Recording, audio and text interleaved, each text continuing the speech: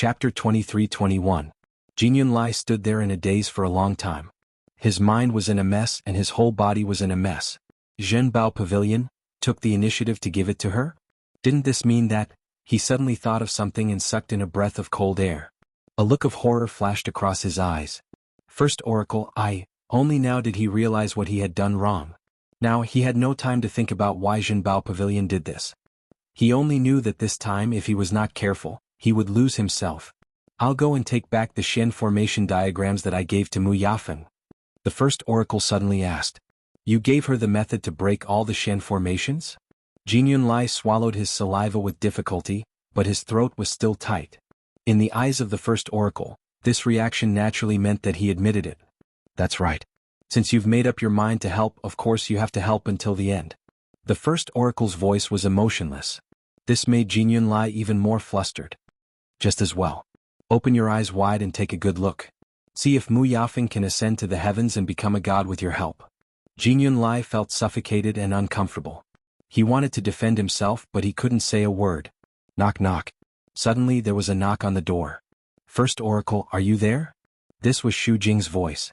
She did not go to Herb Mountain today, so when she heard the commotion, she hurried over. She was the first to arrive. Jin Lai was about to speak when he saw the phantom in front of him suddenly disappear. He wanted to ask her to stay, but she had already disappeared. It was just the aura of the first oracle. He could come and go as he pleased. He took a deep breath and rubbed his face hard. After being the seventh oracle for so many years, he had always been cautious. This time he was impulsive and went easy on Mu Yafeng.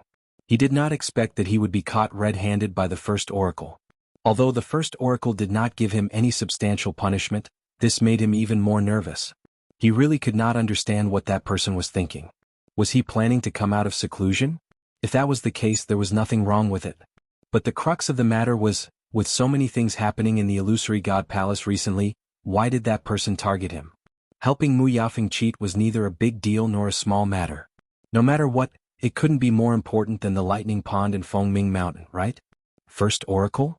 Xu Jing waited for a while, but he still didn't hear any movement inside, so he shouted again. Creak. The door was opened. Jin Lai appeared behind the door. When Xu Jing saw him, he subconsciously looked inside. The first oracle has already left. Jin Lai said coldly.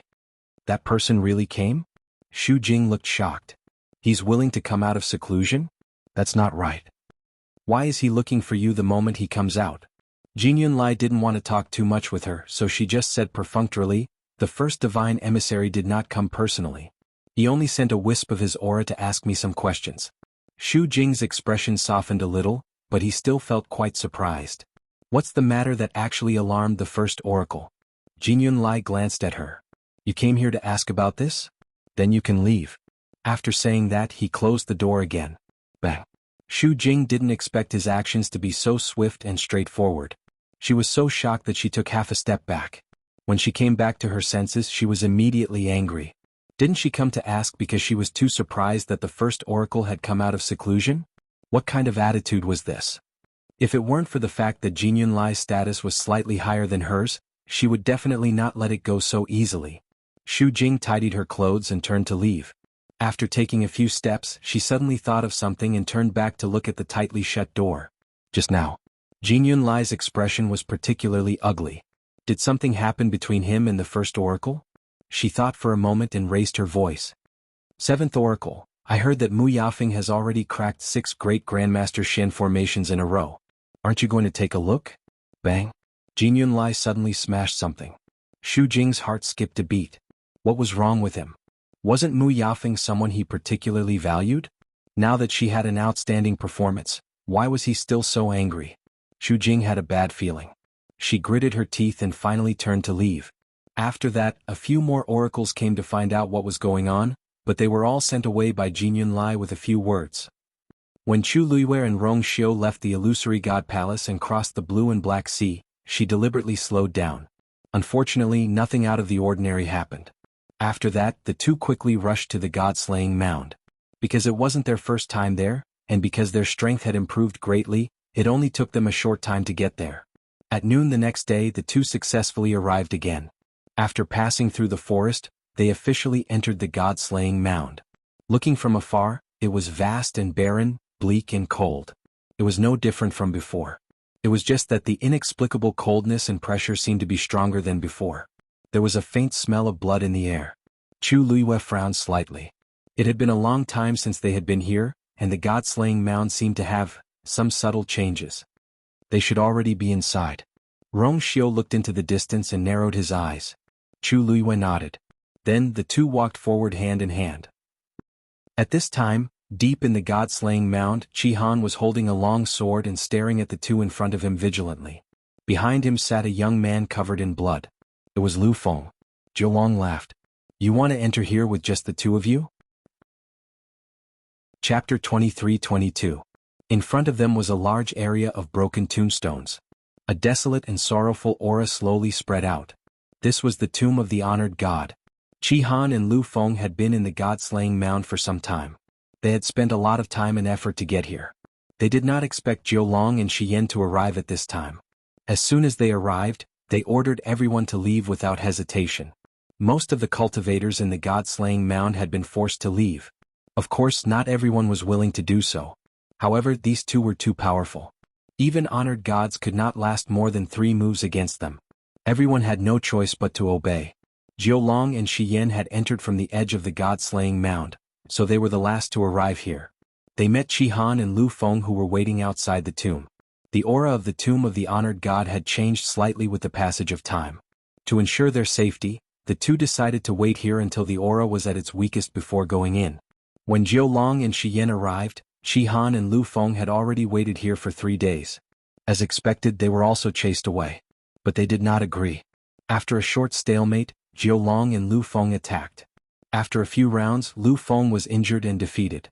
Qi Han held his sword in front of Lu Feng to guard against Jiulong's next move. Of course, Jiulong didn't take his actions seriously at all. They were just 2 exalted gods. What was there to care about? Jiulong looked down at the 2 of them. My patience is limited. I can't be bothered to continue arguing with you. I'll count to 3. If you don't leave by then, don't blame me for being merciless. Qi Han said coldly. The god-slaying mound is not anyone's private territory. Every cultivator in the world comes here. You want everyone to leave? That's too unreasonable. 1. Jiulong raised 1 finger. Obviously he did not care about Qi Han and Lu Feng. He could not be bothered to continue arguing with them. After all, he had already given them the warning he needed. If they insisted on not listening, there was nothing he could do. Lu Feng coughed and slowly wiped the blood from the corner of his mouth. He twitched his lips without a smile. Qi Han, there's no need to say so much to them. If they were reasonable, they would not do such a thing. Shi Yan glanced at the 2 of them and said slowly, that's right. Reason? Don't you know that in this world, strength is the only thing that matters? 2. Jiulong raised her eyebrows. These 2 people were really not afraid of death. Unfortunately, perseverance without strength was ignorant stubbornness. Not only was it meaningless, it would even bring him a lot of trouble. The first messenger only said that the 2 of them were to come and find the last piece of music, but he did not say where it was. The god-slaying tomb was huge. Even if the 2 of them worked together, it would still take a lot of effort to find it. Because they were worried that someone would find the music score before them, the first thing they did when they arrived was to drive everyone out. Better to be safe than sorry. Although this would be troublesome, it would avoid some risks. Overall, it was worth it. Most of the people he had met before were quite obedient, or rather, sensible. After seeing that Jiulong and Shi Yan's strength far exceeded theirs, they all gave up and retreated. Only these 2 were stubborn. 3. Jiulong shouted the last count, shook his head and raised his hand. It's your honor to die in my hands. He did not want to dirty his hands with the blood of the exalted gods. Unfortunately, these 2 were not smart enough. Vigorous divine power quickly gathered in Jiulong's palm and transformed into a long sword. The long sword was bright and sharp, and it was covered with a thin layer of frost. Under the sunlight, it shone with a cold light. Then he raised the sword and slashed down. The sword fell silently, but wherever it passed, space was quickly cut open and then collapsed. Large swathes of black spatial cracks appeared, and violent energy surged out from them. Qi Han gripped his sword even tighter. Just as he was about to attack, he realized that he could not move at all. The powerful aura suddenly descended, and he could not retaliate at all. Jiulong's sword fell from the sky and was about to kill Qi Han and Lu Feng. A bloody wound suddenly appeared between Qi Han's eyebrows. That was an extremely sharp sword energy and it easily broke through his defense. Jiulong's eyes were indifferent. Die. That sword flew toward Chi-Han at an even faster speed. However, right at this moment, a sharp sound of air being torn apart suddenly came from afar. Swoosh. Then a bright golden and greenish-black sword light flew from the sky, piercing through the clouds and wind. Clang swoosh. That sword light and Jiulong's long sword collided, and then quickly flew up and slashed across. In an instant, sparks flew everywhere. Jiulong's sword was sent flying just like that. Seeing this, Jiulong was shocked and immediately raised his hand to call back his sword. The sword landed in his palm and was still trembling violently. It could be seen how powerful that blow was. He frowned and looked over. That was an extremely sharp long sword. Half golden, half greenish-black, neatly and perfectly blended together, and the glow was bright and heavy. This was, just as Jiulong and Shiyen were shocked, Chi-Han and Lu Feng had already sensed the extremely familiar aura on that sword. The two of them quickly looked at each other and saw the excitement in each other's eyes. Jiulong turned his head and looked in the direction where the sword came from. He shouted in a deep voice, "Who is it?" A clear and pleasant voice drifted over with the wind. "Ninth Divine Envoy, if you want to kill my people, you should at least ask for my permission first, right?" Jiulong was stunned at first, then he realized that this voice was very familiar. A name suddenly appeared in his mind. Shengguan Yu? Just as he finished speaking, a woman in a red dress appeared in a flash. Her figure was slim and graceful, and her beauty was unparalleled. Her black hair flew in the wind, and the hem of her dress danced. There was a faint smile on her face, and her starry eyes were slightly curved like the moon, as if they were filled with starlight. Jiulong's face darkened. "It's really you." Chi-Han and Lu Feng could no longer suppress their emotions and shouted in unison. "Master." Chu Luiwei came in front of the duo and sized them up. She only relaxed when she saw that their injuries weren't particularly serious. She smiled and said, "Don't worry. Fortunately, we're not too late." Jiulong frowned and stared at the few people in front of him. "The two of them are your subordinates." Chu Luiwei turned around and tucked her hair behind her ear. She raised her finger and the Star Spectre sword returned to her hand. She smiled. "Yes." Chapter 23:23. Jiulong looked at the woman in front of him in shock. He had only used 30% of his strength in that attack, but it wasn't something an ordinary cultivator could withstand. And yet, Chu Luiwei had blocked it so easily. He had heard this name a few times recently. After all, she had caused quite a commotion in the Illusion God Palace. But it wasn't until today that Jiulong realized that her strength was indeed far beyond that of an ordinary god. "You came out of the Heaven Gate?" Jiulong asked. Chu Luiwei smiled and nodded. "It's not the first time I've come out." "Ninth Divine Envoy, why are you so surprised?" Jiulong choked. He just felt that it was too ridiculous. Most of the cultivators in the Illusion God Palace would never step out of the Heaven Gate, let alone come to the world of Divine Ruins. And those who came from the world of Divine Ruins were proud to be able to enter the Illusion God Palace. They didn't want to leave. There were very few people like Chu Luiwei who kept going in and out of the house. Her frequency was even higher than that of the Divine Envoys. Wasn't the seventh Divine Envoy in charge of guarding the Heaven Gate? Why did they let her come out again and again? More importantly, she didn't have a bloodline totem. Wasn't that even more ridiculous? Jiulong stared at her vigilantly. "What are you doing here?" Even if she left the Illusion God Palace, there were many places she could go. Why did she choose the God-slaying tomb? It was related to the last Zither score, so Jiulong couldn't help but feel suspicious. Chu Luiwei blinked. "My two subordinates are here. What's so strange about me coming here?" "But the two Divine Envoys? Why did you suddenly leave the Illusion God Palace and come here and drive everyone else away? What are you doing?" Jiulong's expression was cold. "That's not something you have the right to ask." Chu Luiwei said, "Oh. It seems that the two Divine Envoys don't want to reveal. Then forget it." As she spoke, she raised her head towards Chi-Han and Lu Feng behind her. "Let's go." She was about to go to the tombs. "Stop." Jiulong never thought that Chu Luiwei would actually walk in without a second word. He didn't even put them in his eyes. Chu Luiwei stopped in his tracks and turned his head to ask, "What's wrong? Is there anything else?" Jiulong gritted her teeth. "It seems like you've turned a deaf ear to what we've said before?" Chu Luiwei asked. "Words? What words?" Jiulong felt stifled in his chest. Chi-Han explained. "Master, they have already chased away all the cultivators here. If you hadn't come in time, I'm afraid we would have already..." Chu Liwei raised his eyebrows. Oh, about that? She was wondering why she hadn't seen anyone along the way. It turned out that Jiu Long and Shi Yan had chased them away. In that case, it was even more obvious what they wanted to do.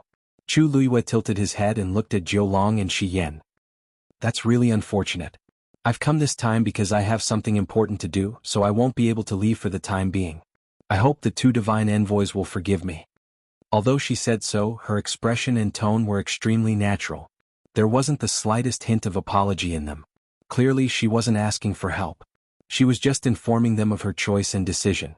She was going to stay here. Shi Yan frowned and said coldly, Sheng Guanyu, you've done so many outrageous things in the Illusion God Palace. For Dumpling's sake, the divine envoys didn't pursue the matter. But that doesn't mean you can do whatever you want. If you don't listen to our advice, don't blame us for being impolite. Chu Liyue's lips curved into a faint smile. Forgive me for being blunt, but I don't think the divine envoys have done anything extra for me. Why do you look like you've given me a lot of things? Shi Yan felt even more annoyed. In the Illusion God Palace, the divine envoys were revered. No matter what they said or did, their subordinates would do as they were told. Very few would object, and even fewer would dare to talk back to them. But now Chu Liwei had done all of this and she didn't seem afraid at all. Who gave her the confidence? Sheng Guanyu, are you sure you want to continue being so impudent? Jiu Long raised his sword and pointed it at her. No matter how powerful your eminence is, she's still your eminence. If he used his full strength, Chu Liwei wouldn't be able to retaliate at all. Chu Liwei blinked and smiled in the face of the cold sword light. Divine envoys, if I'm not wrong, the two of you are also here for that last zither score, right? Since everyone has the same goal, why don't we work together and find it first? We can talk about the rest later. These words caused Jiu Long and Shi Yan's expressions to change. This was something that the first divine messenger had specifically instructed the two of them. How did she know about it? Seeing the duo's reaction, Chu Liwei also found it interesting.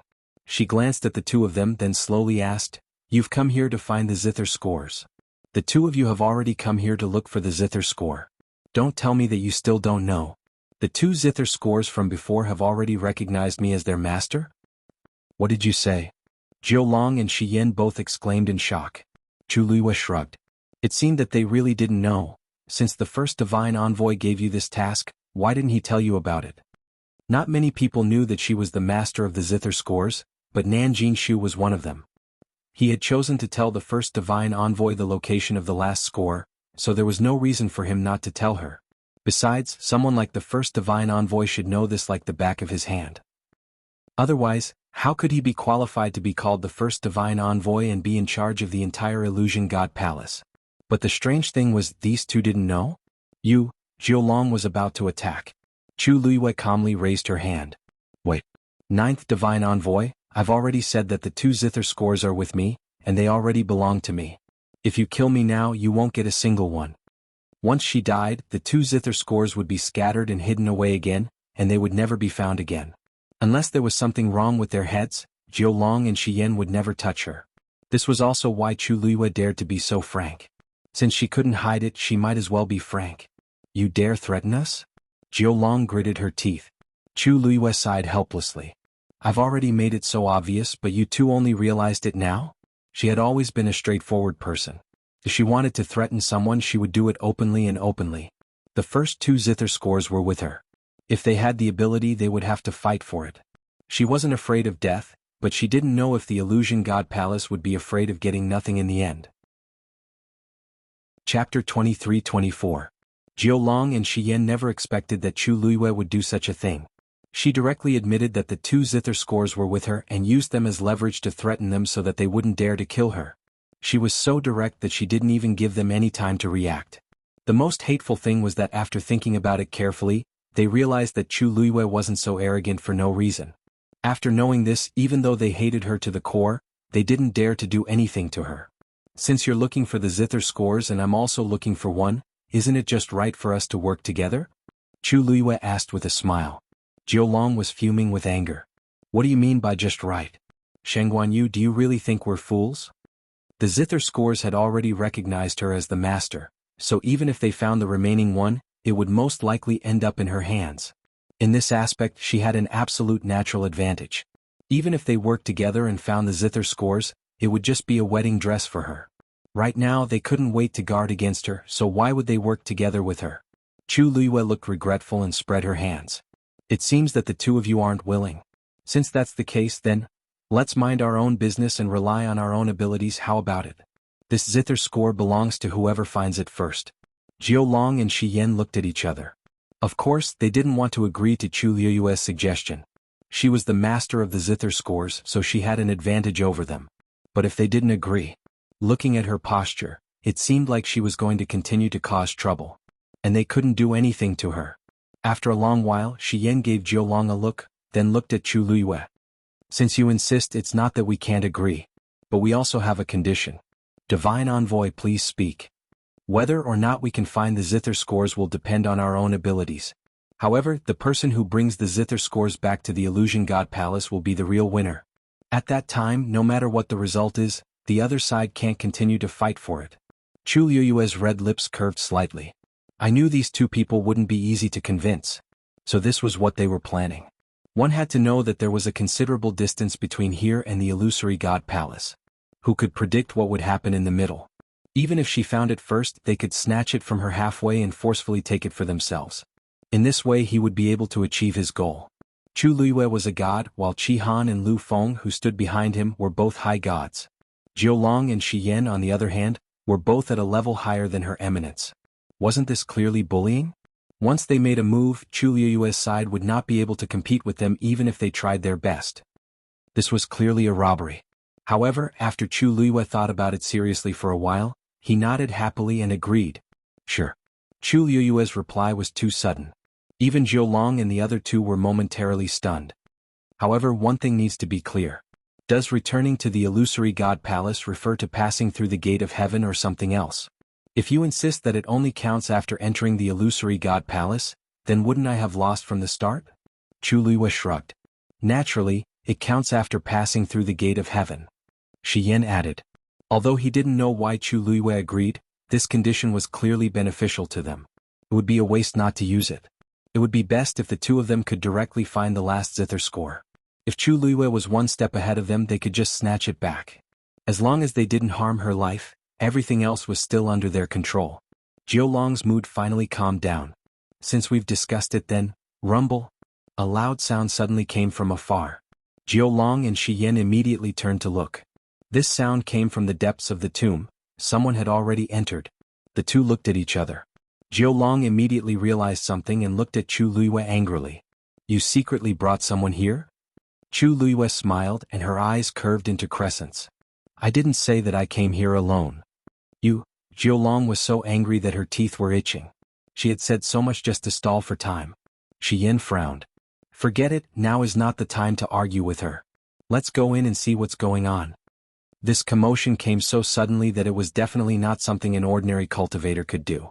Something must have happened in the tombs of Her Eminence. Perhaps, it has something to do with the last zither score. Jiu Long glared at Chu Liyue. Sheng Guanyu, it's too early for you to be happy. The one who has the last laugh is the winner. Chu Liyue couldn't be bothered with the two of them. She turned to Qi Han and Lu Feng. Let's go. As soon as she finished speaking, she tapped the ground with the tip of her foot, and her slender figure quickly disappeared from the spot. She went straight into the depths of the tomb.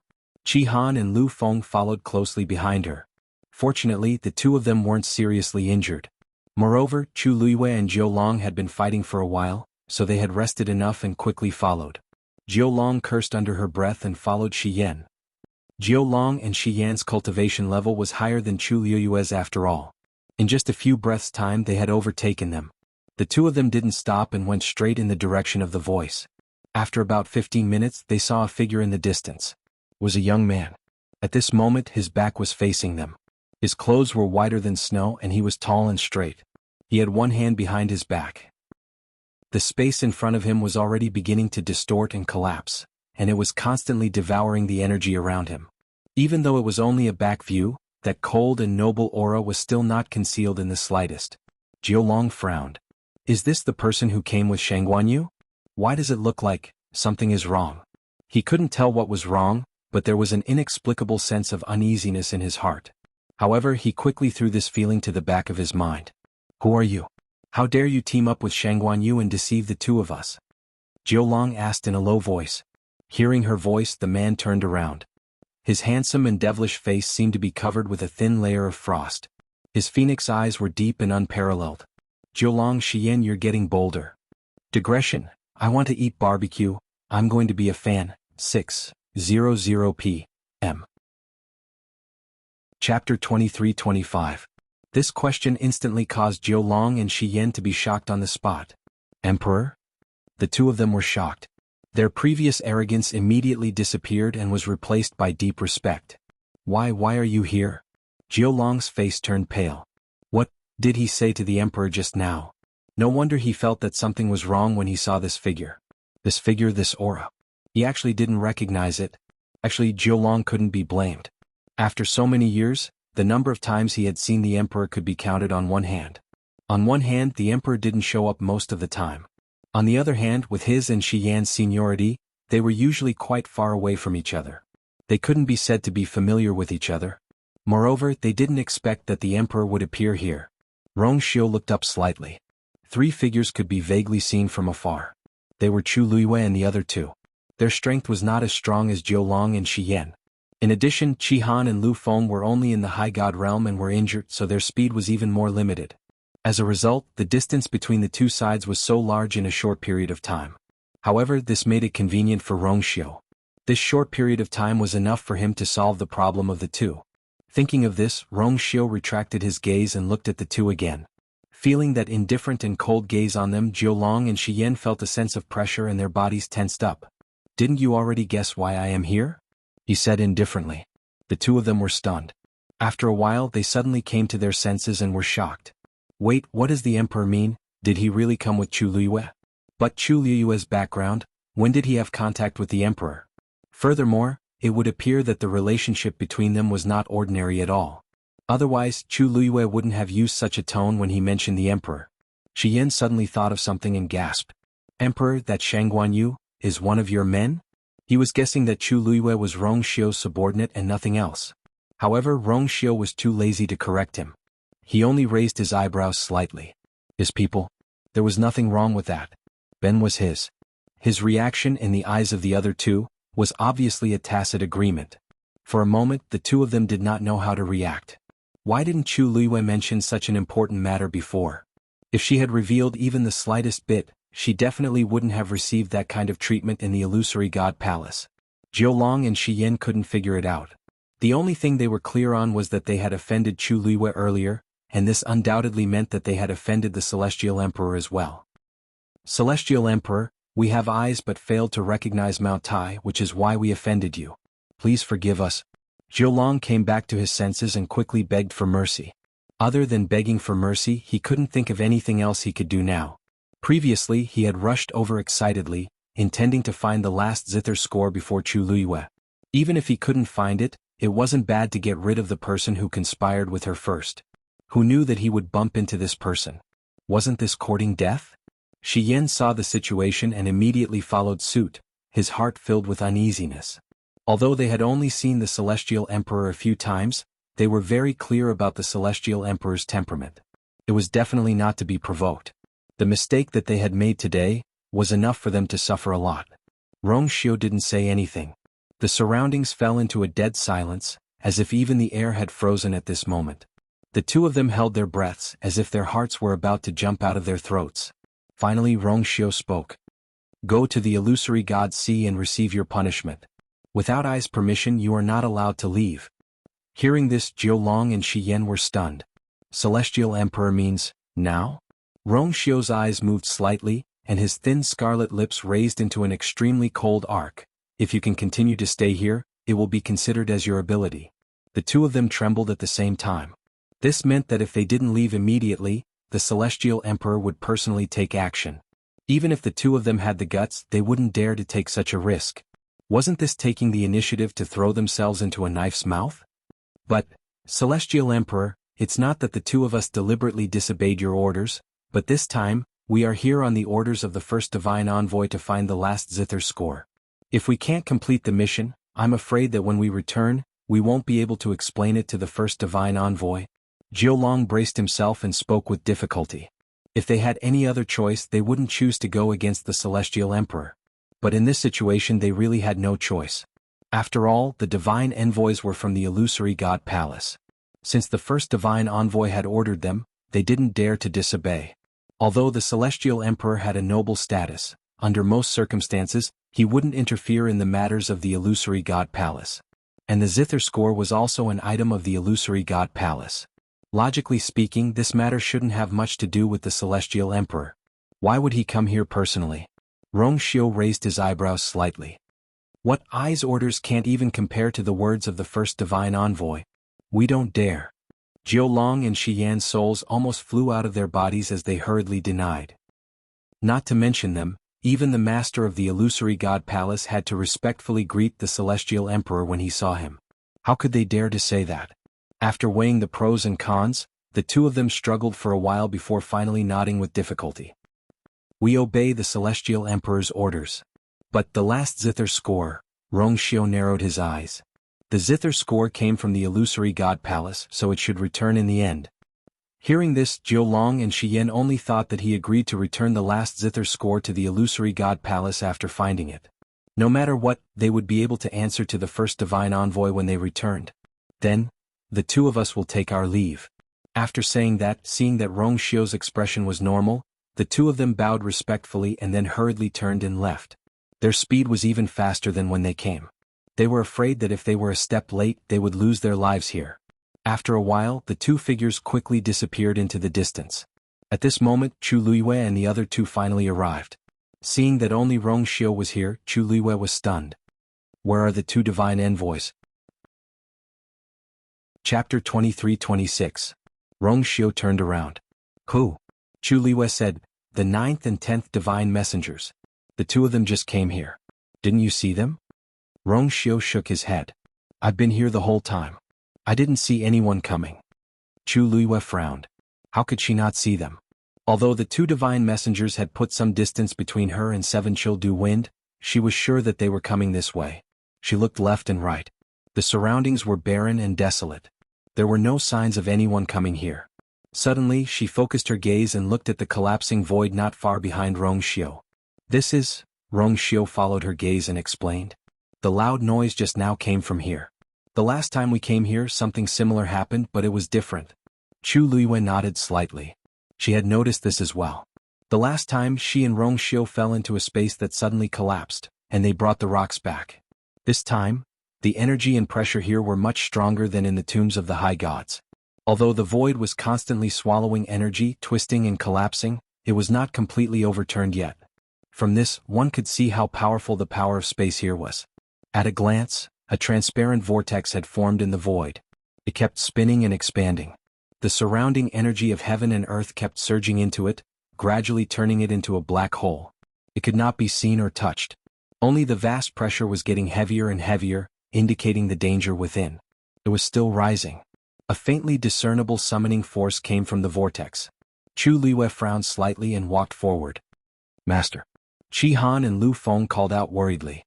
Chu Luiyue raised her hand. Don't worry. I know what to do. With that, she continued to walk forward. At this moment, a piece of gravel the size of a palm suddenly rolled over from the side. It only stopped when it touched the tip of her foot. Chu Luiyue looked down. Obviously, this stone came from one of the tombstones. And it was the tomb of the high god. She bent down and picked up the stone. Suddenly, she heard a faint buzzing sound in front of her that could not be ignored. Buzz? She looked up in surprise, only to see that the vortex not far in front of her had suddenly stopped spinning. But this situation only lasted for a moment. The next moment, everything returned to normal. It didn't seem any different from before. However, Chu Luiyue's eyes widened in shock. Because there seemed to be an invisible connection between her and the vortex. This feeling was very strange. From this moment on, she could vaguely feel the changes in energy of the vortex. She was stunned for a moment, then suddenly she looked at the stone in her hand. It was just a shattered, weathered and ordinary-looking rock. There were traces of erosion on it. If it was on the ground, no one would take a second look at it. However, this was a tombstone that belonged to a high god. At this moment, the void to her right twisted and collapsed, then quickly formed a vortex. Another stone rolled to her feet. Chu Luiyue sucked in a breath of cold air. An absurd and daring idea surfaced in her mind. It can't be, she muttered softly. Then she bent down and picked up the second stone. Almost at the same time, the second vortex stopped spinning. Chu Liyue's hand slowly clenched. Then, the vortex spun again and it established that invisible connection with Chu Liyue. Chu Liyue was shocked. As expected.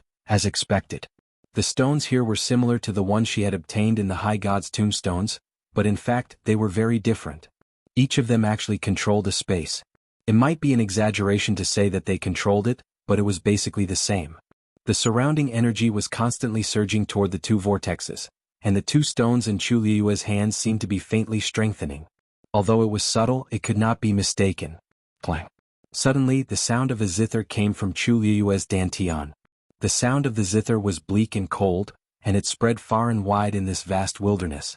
Chu Liyue frowned subconsciously. She did not do anything just now, so why did the sound of the zither suddenly appear?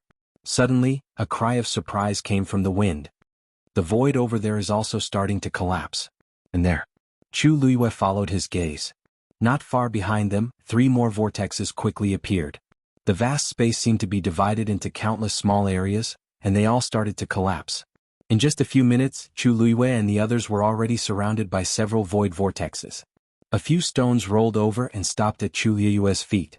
Her heart raced and the blood in her body seemed to be boiling. Her guess seemed to be correct. These stones, these tombstones of her eminence, these heroic souls that had been buried for tens of thousands of years, seemed to be awakening. Her eminence was naturally different from a high god. A high god's combat strength was in the god domain, but her eminence had completely divided this world and controlled the endless power of space. Bus. Void vortexes appeared around them one after another. More and more stones came to Chu Liyue's side, as if they were responding to her summons. Clang. Chu Liyue's glabella was boiling hot. Chapter 23-27. She touched the area between her eyebrows. It was as if there was a burning flame burning there. Her heart was beating rapidly, and the blood in her body was surging. This was her totem? Chu Liyue had known about the existence of this thing for a long time, but it had only appeared a few times when she was in a life-or-death situation. Hence, she had not been able to pay much attention to it. But now this totem had suddenly appeared again. It was so clear. The surrounding energy of heaven and earth started to gather towards her quickly. Her aura also started to rise rapidly. Buzz. Chu Liyue looked up. Above the heavens, the void was continuously distorting and collapsing. Vortexes were constantly appearing. Large pieces of rocks had already piled up beside her feet. An unparalleled amount of energy exploded, creating an extremely terrifying pressure that made it hard for people to breathe. Beside her, Lu Feng clutched her chest and sat down. She coughed a few times and wiped away the blood at the corner of her mouth. Then she placed her hands on her knees and started to channel the surrounding energy into her body. Under such a powerful pressure, the best way to deal with it was to cultivate. Seeing this, Qi Han's expression became serious. He also placed his sword in front of him and started to cultivate. At this moment, endless energy was surging towards them from all directions. Most of it entered the collapsed void, which indirectly strengthened the power of the rocks beside Chu Liyue's feet. The remaining small portion dissipated and was swallowed by Lu Feng and Qi Han. Although the energy that the two of them occupied was only a small portion compared to the energy that was surging into the void, it was definitely an extremely vast amount for exalted god. A faint blue glow overflowed from Lu Feng's body and quickly enveloped him. This was his godly territory. After the violent energy entered this godly territory, it was refined and became even purer. Without a doubt, this greatly increased Lu Feng's cultivation speed. Qi Han, who was beside her, made the same choice almost at the same time. A faint silver glow silently spread out and enveloped Qi Han's body. Rong Xiu's gaze turned slightly and paused on the two of them for a moment. His eyes were deep, yet calm and indifferent. In the next moment he looked away. In fact, if there were other cultivators present, they would definitely be shocked to see Lu Feng and Qi Han's situation. After all, the two of them were only high gods. Logically speaking, their god realms should not be able to resist the terrifying might of the venerable god around them. It was even to the extent that the deity domain could not be used under such circumstances. However, from the beginning to the end, the movements of these two people were extremely smooth and natural, as if they were not hindered in the slightest. If Chu Liyue turned around to take a look, she might have sensed that something was wrong. However, all her energy was focused on the collapsing void and the gathering stones. How could she care about anything else? one after another. As more and more stones approached her, the invisible connection between her and the void vortexes around her became closer and closer. At the same time, a sense of desolation and sorrow welled up in his heart. Chu Luiyue was never a sentimental person. However, as she stood here, as time slowly passed and everything around her kept changing, her state of mind seemed to be moving along uncontrollably. A wind blew, carrying the coarse gravel of the desolate wilderness. When it brushed past her face, it brought a slight stinging pain. The smell of blood in the air seemed to have thickened. The solemn and bleak sound of the zither rang out from her body and spread far and wide. There seemed to be an image that appeared in her mind, but it was not very clear. Chu Luiyue raised her hand almost instinctively. Her eyes focused and seemed to have sunk into nothingness.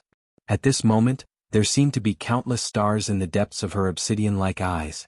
Then her slender and white fingertips gently plucked. Clang.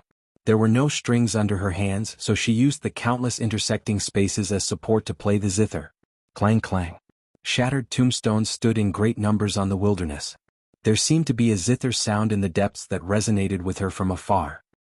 The palace of the illusory god. Jiulong and Shi Yan returned as fast as they could. After stepping into the illusory god palace, they did not care about anything else and hurried to the residence of the first divine envoy. Just as they arrived outside the courtyard and stood still, the door of the courtyard opened. Seeing this scene, Jiulong and Shi Yan looked at each other and saw the worry and nervousness in each other's eyes. The first divine envoy obviously knew something. This made them timid, and for a moment, they did not dare to take a step forward. "Come in and talk." A low and indifferent voice came from inside. The two did not dare to refuse and walked in nervously. Just like last time, they stopped when they were 5 steps away from the door. After respectfully cupping their fists, Jiulong spoke after some deliberation. "First divine envoy, this time, the two of us did not do well and did not succeed in bringing back the zither score. Please punish us." "Reason?" The voice was calm and collected, without the slightest hint of surprise. "This?" Jiulong wiped the sweat from her forehead. However, Shi Yan could not help but explain. "First divine envoy, this time we failed to return because the emperor also went to the god-slaying tomb. Also, Shanghai Yu went with him. Maybe because Shanghai Yu was the owner of the first 2 zither scores, the emperor intended to let her do it. Although we don't know why the emperor suddenly intervened, we did not dare to disobey the emperor's order, so we came back. However, the emperor promised to send the zither score to the illusory god palace after this matter is over." Jiulong gritted her teeth and added, "In addition, the 2 of us have been ordered to the illusory god sea to receive punishment because we offended the emperor unintentionally. Without the emperor's order, we are not allowed to go out." In other words, after explaining to the first divine envoy, the 2 of them had to go to the illusory god sea. After the 2 of them finished speaking, the room was silent for a long time. This strange silence caused the 2 of them to be somewhat at a loss. Just now they did not say anything wrong, did they? No matter what, they had explained the matter clearly. If one thought about it, one would understand that this matter was not their fault.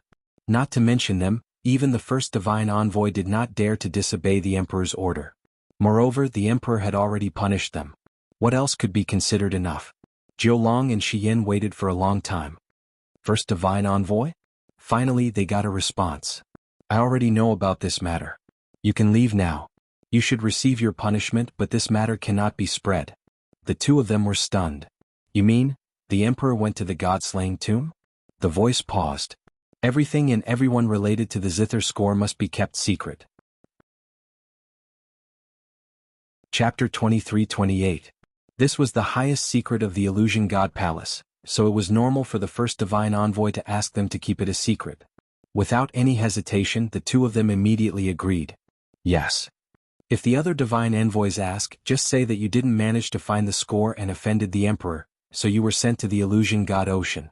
There's no need to mention anything else. Jiulong paused. He could guess what the first divine envoy meant, but he wasn't sure. After a moment of hesitation, he finally asked. "First divine envoy then. Shengguan Yu is the emperor's woman? Don't you understand the emperor's attitude?"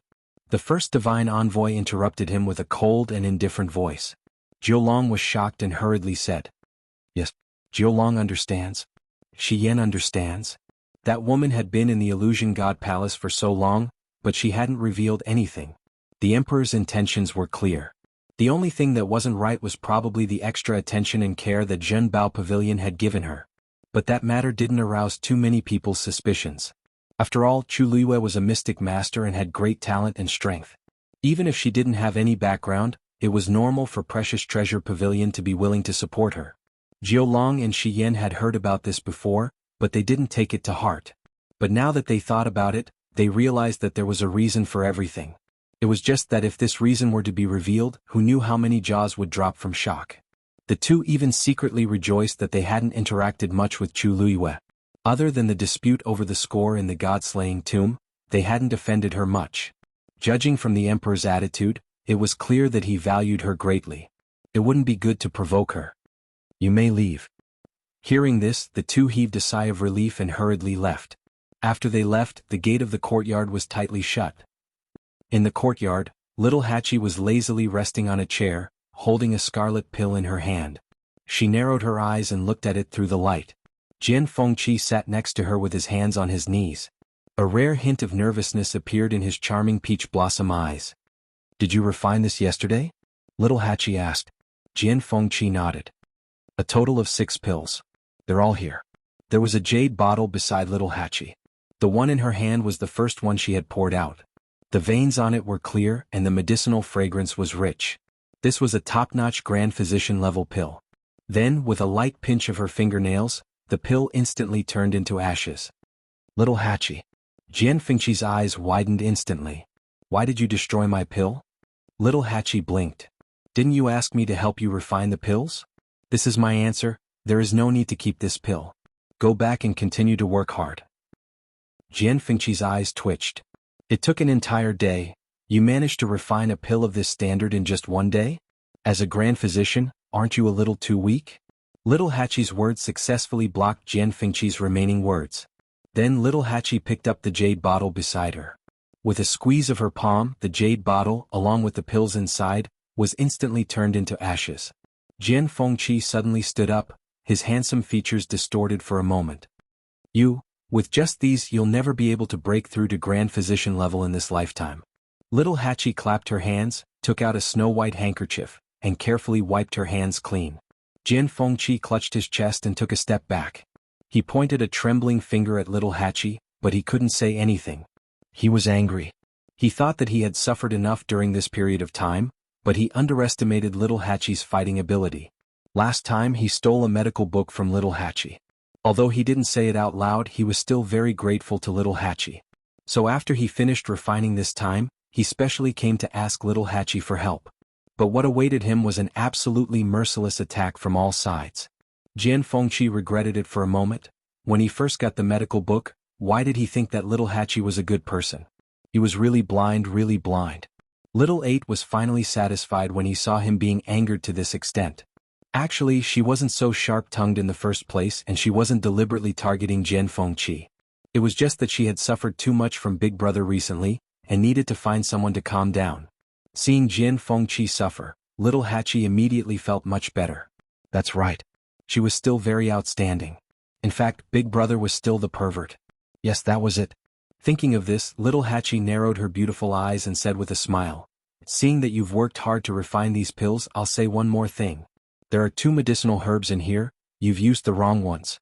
Of course I know what's wrong with these pills. Jian Fengqi snorted. Little Hachi was stunned and sat up. Really? Jian Fengqi pursed his lips. Isn't it just raging winter grass and river wood? Originally we should use wind thousand seeds and devil's snare to replace them. Little Hachi raised her eyebrows and looked him up and down. Oh, I couldn't tell. You really know? Jian Fengqi didn't say anything. He was still distressed over the bottle of pills that little Hachi had just crushed. However, little 8 didn't mind and asked again. Since you know, why don't you change it? If these 2 medicinal herbs are used well, the level of this pill can be raised from senior doctor to senior doctor. Jian Fengqi did have some skills. Otherwise, he wouldn't have been able to compete with Chu Luiyue for so many years and still be just a hair's breadth away. This in itself was enough to show that he actually had extraordinary talent. Many times, a tyrannical opponent could often stimulate a person's potential to the greatest extent.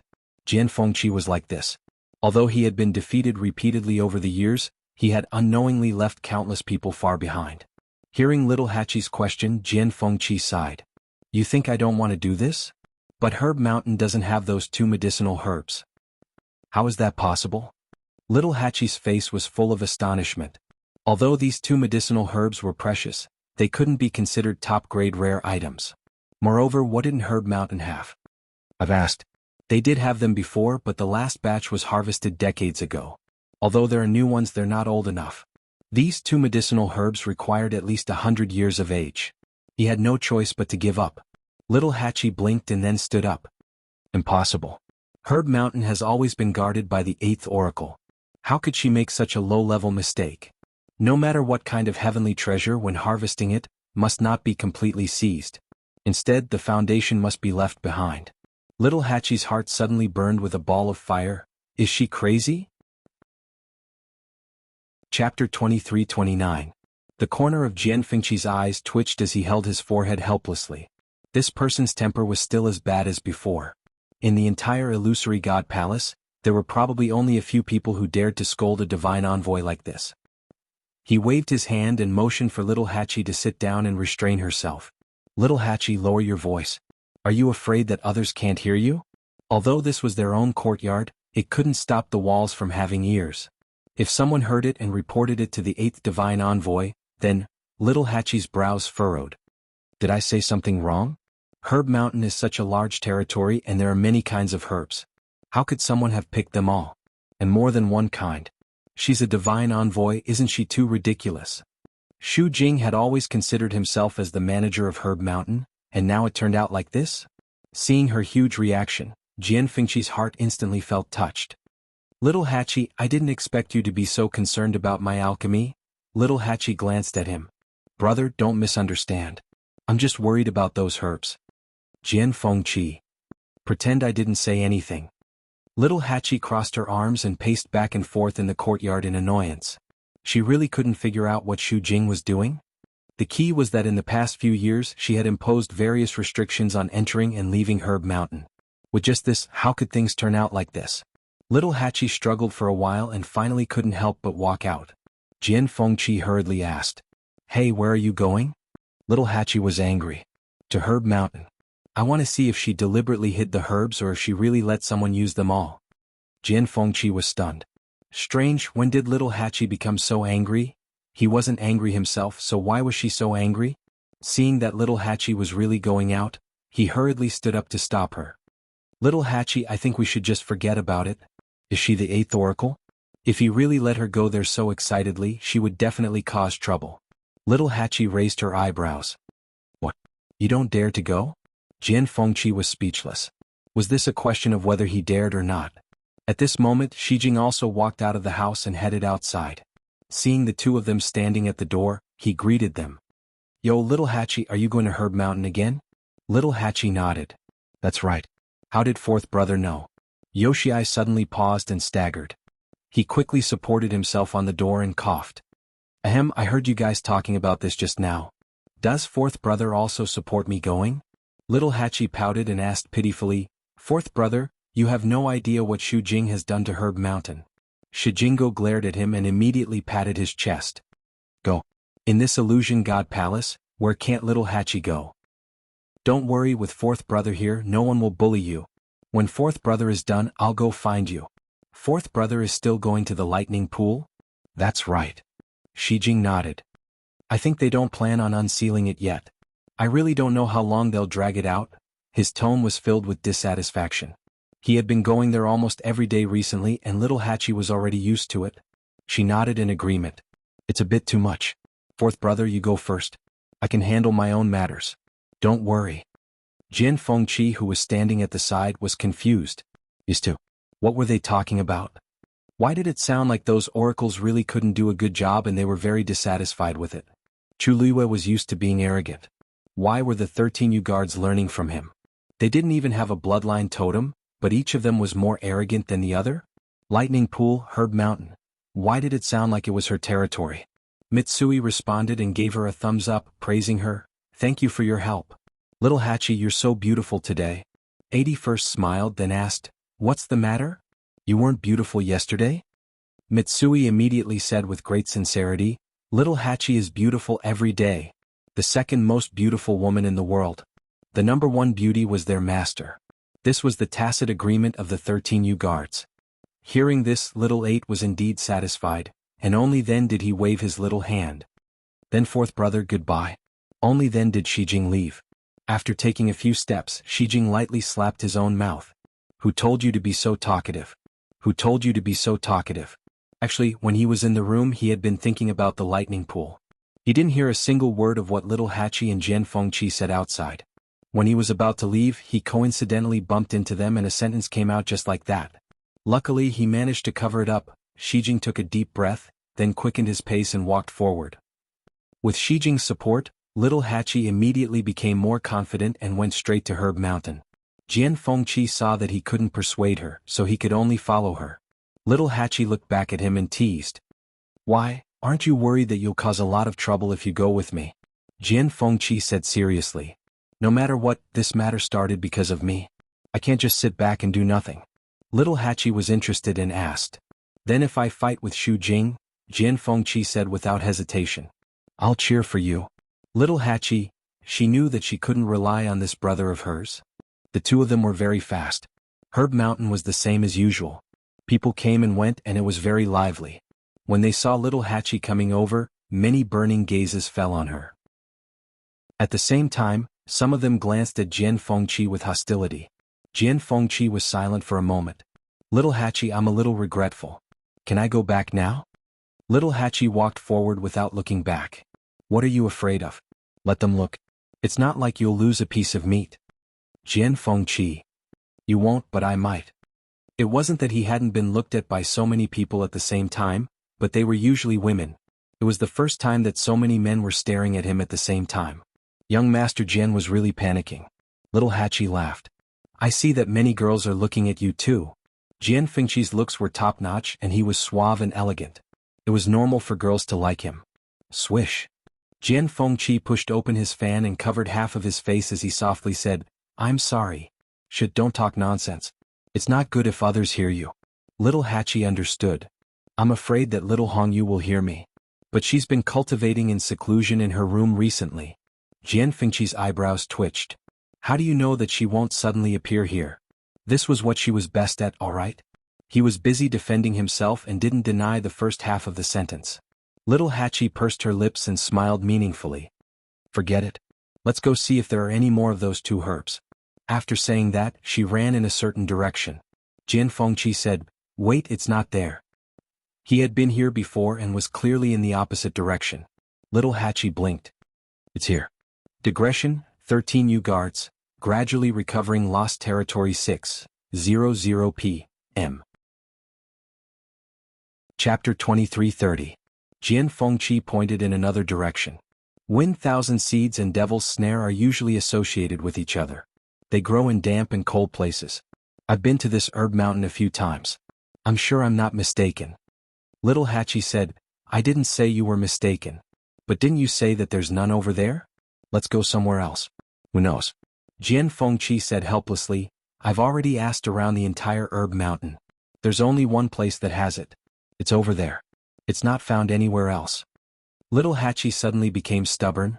But how will we know if we don't go? Jian Fengqi couldn't argue with her, so he had to say, all right then. Let's go over there and take a look. Little Hachi nodded and headed in a certain direction without hesitation. Jian Fengqi frowned slightly. Looking at Little Hachi's back, a strange feeling welled up in his heart. Why did he feel that Little Hachi didn't just pick a random direction? Instead, she had already made up her mind to go there? This thought flashed through Jian Fengqi's mind, but he quickly suppressed it. He moved his feet and followed her. The herb mountain stretched for hundreds of miles. The area was vast and the mountain range was continuous. There were all kinds of heavenly materials and earthly treasures. It was easy to get lost in this place if one wasn't careful. But Little Hachi seemed to be very familiar with this place. She turned left and right without stopping. After walking for a while, Jian Fengqi finally couldn't help but ask, Little Hachi, how many times have you been here before? Why are you so familiar with this place? Little Hachi thought for a moment and said, Not many times. But the terrain here is simple. I can remember it with a glance. What's so strange about it? Jian Fengqi, looking at Little Hachi's relaxed expression for a moment, he doubted his brain. Was it not enough? That couldn't be right. He was a celestial physician. With so many complicated prescriptions, he could basically memorize them after reading them a few times. His memory could definitely be considered top-notch. However, after coming to Herb Mountain several times, he often felt a little confused. What was going on with little Hachi? After thinking for a while, Jian Fengqi felt that there was only one possibility. Little Hachi's talent was indeed a little better than his. No matter what, she was now a supreme doctor. It was not surprising that she was better than him in this aspect. Thinking of this, Jian Fengqi felt much better. "We're here." It was right in front. Little Hachi suddenly said. Jian Fengqi followed her line of sight and saw that behind a steep and tall mountain, there was actually a rather short and ordinary hill. The mountain was verdant and lush, and there were many medicinal herbs growing there.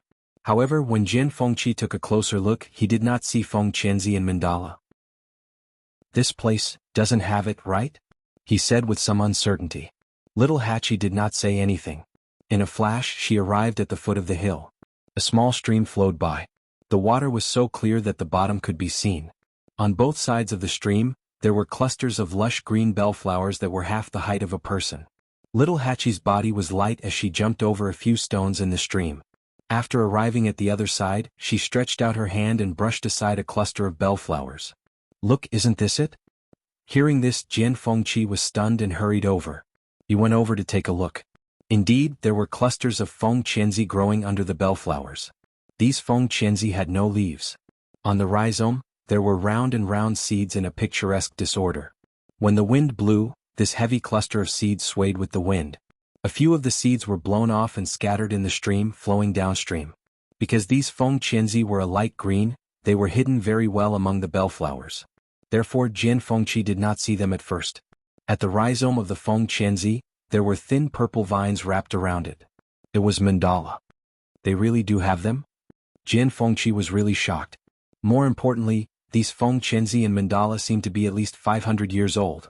However, he had asked many people before, and they all said that Herb Mountain did not have any more Feng Qianzi and mandala of this age. "What are you waiting for?" Little Hachi raised her chin, indicating that he could take the things away. Jian Fengqi came back to his senses and took a few clusters. Looking at the herbs in his hand, Jian Fengqi could not help but look at Little Hachi again with a strange expression. "Little Hachi, this place is so secluded. How did you know?" Little Eight opened his mouth, but the words were stuck in his throat and he changed his mind. "I already knew." Her words were a little ambiguous, but Jian Fengqi did not hear it. He just thought that she had been here before. After all, with her temperament she was really capable of doing such a thing. However, this place is so deserted. Jian Fengqi did not delve into it and looked around. There was no one else here except for the two of them. Since Herb Mountain was fully opened, people could go in and out freely and basically go anywhere. Basically, people would set foot in every corner of Herb Mountain. However, this place was deserted as if no one had ever been here. Little Hachi shrugged. "Who cares? Anyway, we found the things, just take them." "How dare you?" A voice full of anger suddenly came from behind the two of them. Jian Fengqi immediately looked back and saw Xu Jing standing not far away, looking down at the two of them. Her carefully drawn eyebrows were tightly knitted, and there was undisguised anger in her eyes. Jian Fengqi elbowed Little Hachi. Hey, the person you're looking for is here." Of course, Little Hachi had already recognized Xu Jing's voice. Her red lips curled into a perfect arc and she slowly turned around. "Eighth Oracle, what a coincidence." Her voice was still soft and delicate. Those who did not know better would think that she was greeting a good friend that she had not seen in a long time. However, this voice was particularly harsh to Xu Jing's ears. Her face was cold. "You are really getting bolder and bolder. How dare you trespass here? Do you know where this is?" Little Hachi said honestly. "I know. Isn't this Herb Mountain? Wasn't it just opened not long ago? Why are we not allowed to come here now?" Xu Jing was so angry that her whole body was trembling slightly. "This is the private land of the Oracle. How can you step in as you please?" Little Hachi and Jian Fengqi immediately understood. "So this is your residence. I'm sorry, we really didn't know." Xu Jing was in charge of the affairs of Herb Mountain. She usually spent most of her time here. Even the other oracles did not set foot in this place. However, she never expected that these two people would come here just because she went back to the palace of the illusory god and came back a little late. "You want to shirk responsibility just because you said you didn't know?" Xu Jing was so angry that she laughed. Little Hachi spread her hands. "Eighth Oracle, you said that this is your territory, But you didn't even leave a sign. Who would know? Xu Jing coldly reprimanded. Why not? The barrier outside. Chapter 23:31. Her voice stopped abruptly. She suddenly thought of something and a look of shock flashed across her eyes. Number 8 turned around to take a look. Barrier? What barrier? There was nothing when we came. As she spoke, she looked at Jian Fengqi. Don't you think so? Jian Fengqi nodded. That's right. We didn't see any barrier. If there was, they wouldn't have come here so casually. Xu Jing looked up in disbelief. The barrier in the distance had indeed dissipated at some point. Xu Jing's heart sank. How could this be? That barrier had existed for tens of thousands of years, and such a situation had never happened before. Little Hachi's eyes flashed as she smiled. 8th Oracle, how long has it been since you came to Herb Mountain? How could you not know that your barrier has disappeared? Xu Jing pursed her lips tightly and didn't say anything. Then she said, in that case I'll let you off this time.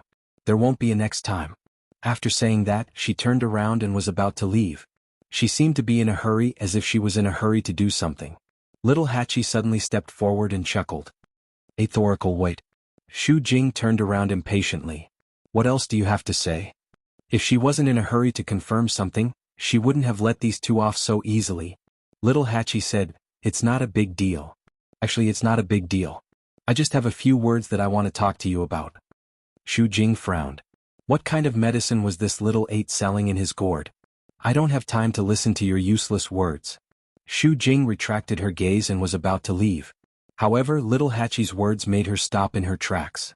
8th Oracle, I heard that you have been in charge of Herb Mountain for tens of thousands of years. Logically speaking, you should know every blade of grass, every tree, every mountain, and every river here the best. However, 8th Oracle, you don't seem to be doing a very good job. These words completely ignited the long-suppressed anger in Xu Jing's heart. She abruptly turned around and questioned sternly, what did you say? The Herb Mountain was what she cared about the most. In the past few years, she had been trying to seize more rights, wanting to completely take Herb Mountain as her own and so on. It was not difficult to see this point. Therefore, she would never allow anyone to question her in this aspect. Previously, it was the God Monarch who had made a move. She was wary of him, so she obediently handed over all her authority. No matter how unwilling she was, she would never dare to go against that person. However, Little Hachi was different. Who do you think you are? How dare you talk nonsense in front of me? Xu Jing was so angry that he didn't show any mercy with his words. Little Hachi was not annoyed. She raised her eyebrows and said, if the 8th divine emissary had cared about Herb Mountain in the slightest, then Herb Mountain wouldn't have ended up like this. Don't tell me you don't know that. Wind seeds and devil's snare that are more than 100 years old are all gone? Of course Xu Jing knew. After all, she had kept a close watch on every single herb on Herb Mountain. However, she didn't care. So what? Then what? About? Little Hachi repeated her words. The smile on her lips deepened, but a layer of frost gradually gathered in her eyes. She sneered. Heavenly treasures are extremely precious, but it is precisely because of this that they have to be taken care of carefully. In the end, you harvested all of them and didn't leave anything behind? 8th Oracle, even I understand this simple logic. How can you not understand it? The only explanation was that Xu Jing didn't think about taking good care of Herb Mountain at all. She just wanted to seize as many benefits as possible. Anyway, she definitely didn't lack herbs in her hands. As for the rest, she couldn't be bothered to care. Xu Jing was so angry that she laughed. She took a step forward and looked at Little Hachi with contempt and ridicule. Since Herb Mountain is guarded by me, then it's not up to others to worry about these things. Whether Herb Mountain is good or bad, what does it have to do with you? Little Hachi's expression gradually turned cold. I know that you've recently broken through to Supreme Doctor and that it's time to show off. However, this illusory God Palace doesn't lack a Supreme Doctor like you. Besides, you don't have a bloodline totem. Seeing the change in Little Hachi's expression, Xu Jing was very pleased. During this period of time, she really had enough of all kinds of anger. She had long suppressed a stomach full of anger. Now that Little Hachi had bumped into the muzzle of the gun, she naturally wouldn't let it go so easily. You and your arrogant and despotic master are just as annoying as you. You're just born lowly. Slap. Before Xu Jing could finish her words, her face was fiercely slapped. The loud and clear sound of the slap rang out, instantly freezing the surrounding space. Little Hachi had used all her strength in this slap, directly slapping Xu Jing's face to the side. It wasn't that she was weaker than little Hachi, but she really didn't expect little Hachi to suddenly make a move. Ever since Xu Jing became a god's messenger, she had always been high and mighty. When had she ever been slapped in the face like this? She covered the numb and painful half of her face and looked at little Hachi in shock and anger. Without thinking, she raised her hand to counterattack, slapping towards little Hachi's face. Little Adi clamped her wrist in a death grip. That pair of beautiful eyes, which had always been enchanting and seductive, was now filled with a biting cold. "You dare to scold master, I think you don't want to live any more." Jian Fengqi, who was watching from the side, was also stunned for a while. "My great aunt, you're really fighting with a god's messenger?" Just as he was about to persuade her, he suddenly felt that something was wrong with the surroundings. He lowered his head to take a look. Ripples suddenly appeared on the surface of the stream. The surrounding grass and trees swayed without wind. An indistinct and powerful aura was gradually revealed. Chapter 23:32. Shock flashed across Jian Fengqi's eyes. This pressure seemed to be coming from little Hachi? But wasn't she the exalted god? How could she cause such a big commotion? However, Xu Jing was still angry and did not realize that something was wrong. She clamped down on little Eight's wrist and raised her hand to hit him again. The sound of something breaking through the air suddenly came, and a folding fan hit her wrist hard. Xu Jing felt the pain and subconsciously let go of her hand. She looked at Jian Fengqi angrily. "You." Jian Fengqi hurriedly said. "Oh, I'm so sorry. I wanted to stop little Hachi, but I didn't expect to hit you. Eighth Oracle, are you okay?" Xu Jing was furious. Jian Fengqi was clearly helping little Hachi. Good. You two are really going to rebel." Little Hachi stared at Xu Jing. Her red lips curled into an enchanting smile, but her eyes were extremely cold. "Oh, who did you say was going to rebel?" Her voice was as soft and sweet as ever, but her tone now carried an indescribable majesty. Xu Jing's heart trembled as she subconsciously exchanged glances with little Eight. She did not know why, but when she met those cold and smiling eyes, she suddenly felt a strong sense of uneasiness. Those eyes seemed to be able to see through everything, straight to the deepest part of her heart. The bellflowers swayed, the stream flowed faster, and the waves surged. Little Hachi said, "Xu Jing, this herb mountain. You are not qualified to be in charge." Xu Jing was like a cat whose tail had been stepped on. She screamed. "If I'm not qualified, do you think you are?" Little Hachi did not say anything and just stared at her. The letter hanging from her waist began to tremble slightly. The words on it were rich and bright, as if they were about to burst out of it.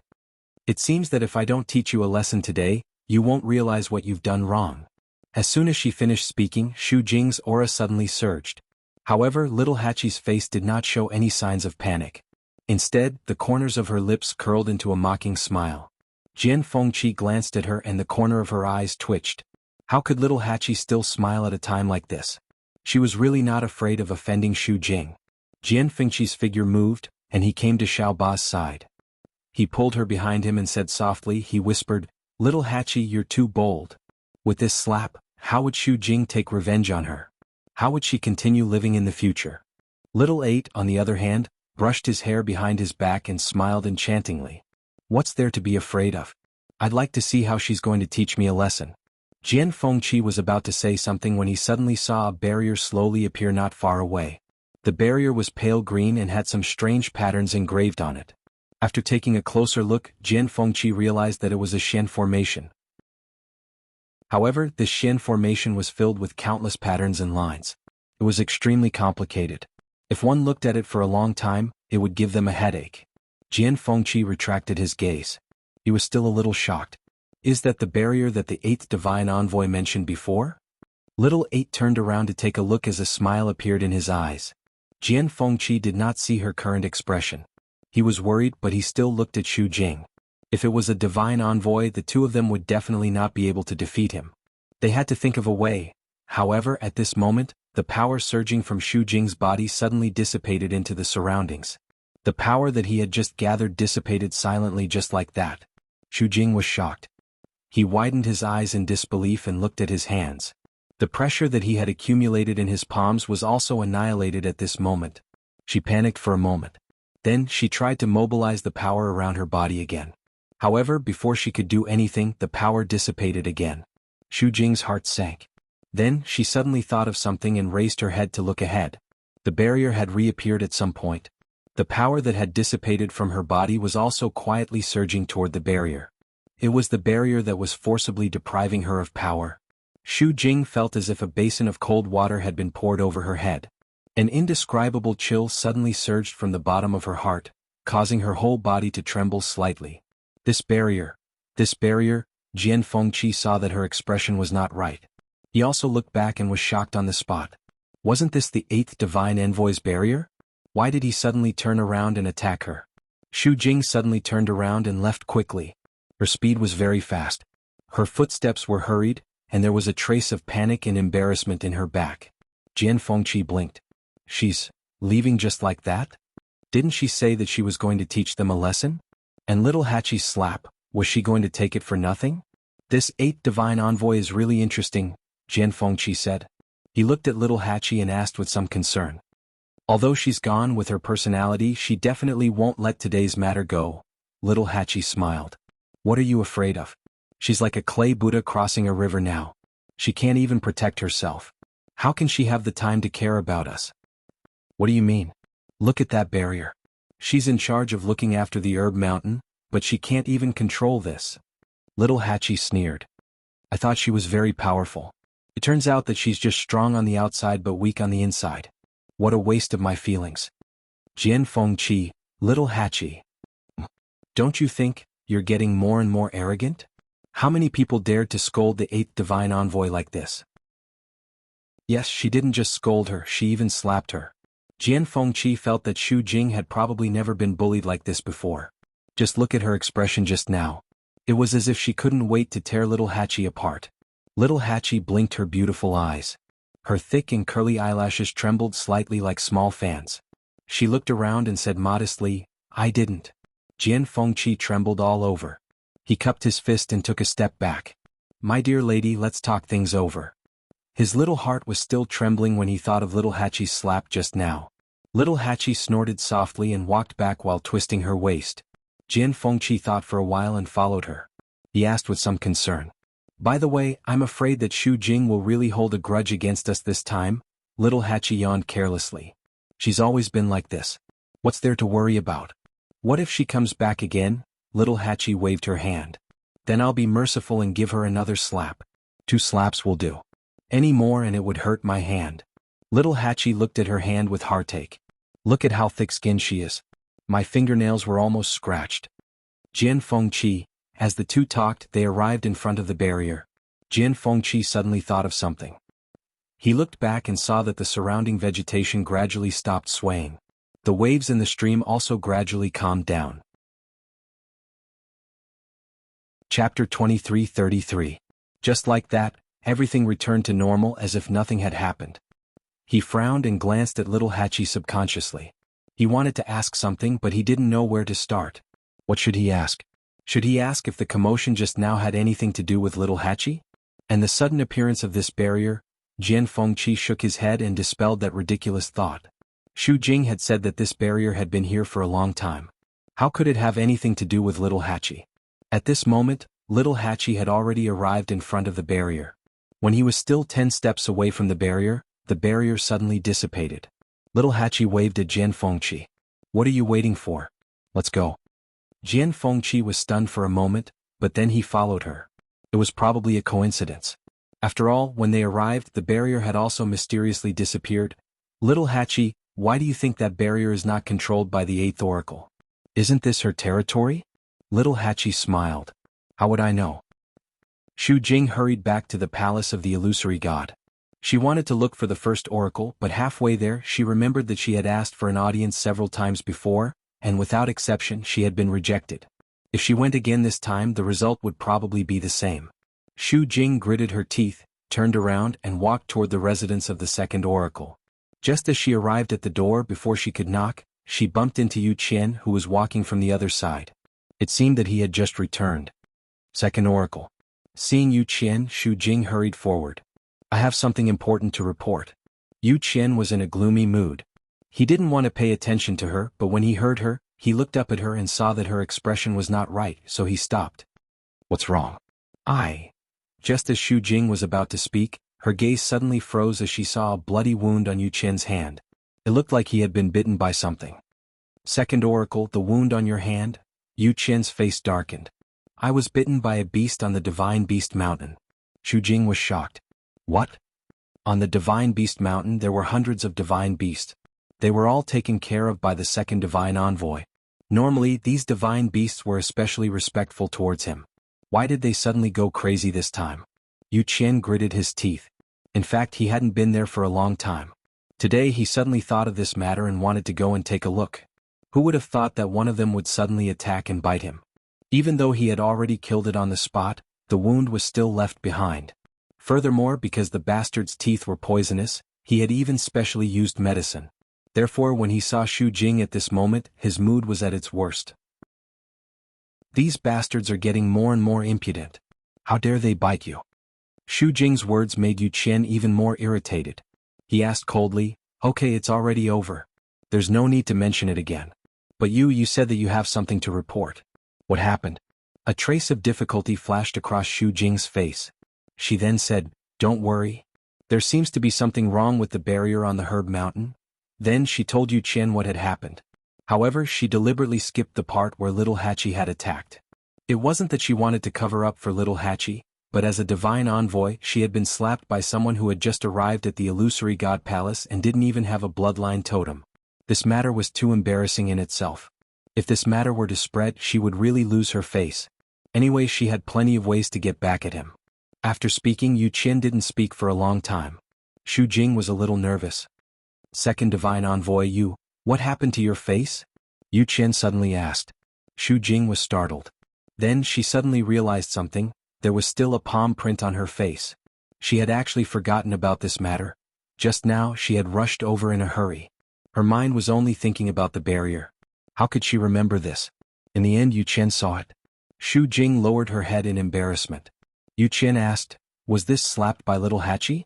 Xu Jing braced herself and nodded. Yu Qian suddenly laughed. Xu Jing, you are the 8th divine envoy. How could you be slapped like this? What are you doing? Seeing that Yu Qian was angry, Xu Jing's heart skipped a beat. It's because she attacked too suddenly. I didn't check in. Yu Qian looked at her coldly. Xu Jing's remaining words were suddenly stuck in her throat. Her face was green and white. After a long time she finally said, Xu Jing is incompetent. You are indeed incompetent. Yu Qian didn't give Xu Jing any face. You are the divine envoy. How could you be slapped by such a person? If this news gets out, the entire palace of the illusory god will be humiliated because of you. Xu Jing lowered her head and didn't dare to speak. How did you deal with that Little Hachi? She paused and lowered her head even more. Not yet. At that time the barrier suddenly, so you were slapped but you didn't do anything in the end. You just came back like this? Yu Qian's eyes were opened. This was simply throwing the face of the divine envoy to the ground and letting others trample on it at will. Sensing his anger, Xu Jing clenched her fists, but didn't dare to say anything. At this moment it was useless to say anything. She couldn't pretend that what had happened didn't happen. Even if she went back and killed that Little Hachi now, she had already suffered this slap. This humiliation was something that would never be erased. Yu Qian took a deep breath. But that's not the most important thing. Xu Jing, after so long, you still haven't taken down that barrier? Xu Jing's face turned pale and her legs went weak. In the past, you tried to control Herb Mountain and did a lot of dirty tricks in private. I didn't care much about it. Because in my opinion, it's not a bad thing for you to be ambitious. At the very least, it can help you solve the problem of the barrier more quickly and smoothly. But now, you used public power for private purposes. Not only did you alarm the emperor, but you didn't make any progress on the problem of the barrier at all. Xu Jing, you disappoint me too much. Xu Jing almost couldn't bear the series of accusations and reprimands. After a while, she finally managed to find her voice. Second divine envoy, that barrier, I tried my best, but it's not like you don't know how difficult it is to deal with. Yu Qian looked down at her with indifferent eyes. Of course I know that, but I've given you more than 10,000 years and you still haven't solved it. This is no longer something that can be summarized with the word, incompetent. Xu Jing's nails dug deep into her palms, and she felt a sharp pain. However, she was almost numb at this time and couldn't care less about this. That barrier wasn't set up by me in the first place. It's so difficult to control it. Chapter 23-34. On the other side, little Hachi and Jian Fengqi returned to their residence. As soon as they entered the courtyard, they saw a familiar figure. It was Yanqing. Seeing little Hachi and Jian Fengqi come in together, Yanqing stopped and took the initiative to speak for the first time. You went to the herb mountain? Little Hachi walked over with a smile. Brother Yanqing, how did you know? Yanqing paused and pursed his lips. Little Hachi saw his reaction and was very happy. This person really couldn't stand a little teasing, but it happened that this kind of person was the most interesting to tease. Little Hachi stepped forward and patted him on the shoulder. Brother Yanqing, you seem to be very concerned about me? Yanqing looked down and glanced at her hand. He saw that half of the gorgeous nail polish on one of her fingers had fallen off. He narrowed his eyes. Did you fight with someone? Little Hachi was surprised. How did you know? Following Yanqing's gaze, she realized and couldn't help but click her tongue. Your eyes are really sharp. Alas, it's nothing. There was a woman who was annoying, so I gave her a slap. His words were really casual and carefree. Jian Fengqi said faintly. She slapped the 8th oracle, Shu Jing. Little Hachi pursed her red lips. Who told her to scold master first? Giving her a slap is already a light punishment. Listening to the conversation between the two, Yanqing quickly understood what happened. Then he frowned slightly. She didn't fight back and let you go just like that? Little Hachi laughed. She can't even take care of herself. How can she have time to care about me? With that, she turned and walked towards her room. I'm tired today, so I'll rest first. Don't disturb me. Before she finished speaking, she had already entered the room. Yanqing's eyes moved slightly. After a while, he looked away and was about to leave. Hey, Lord Yanqing! Jian Fengqi shouted. Yanqing looked back at him with cold eyes. What's the matter? Jian Fengqi's eyelids twitched. What? Little Hachi slapped the 8th oracle. Even if you're an iceberg, please give some reaction.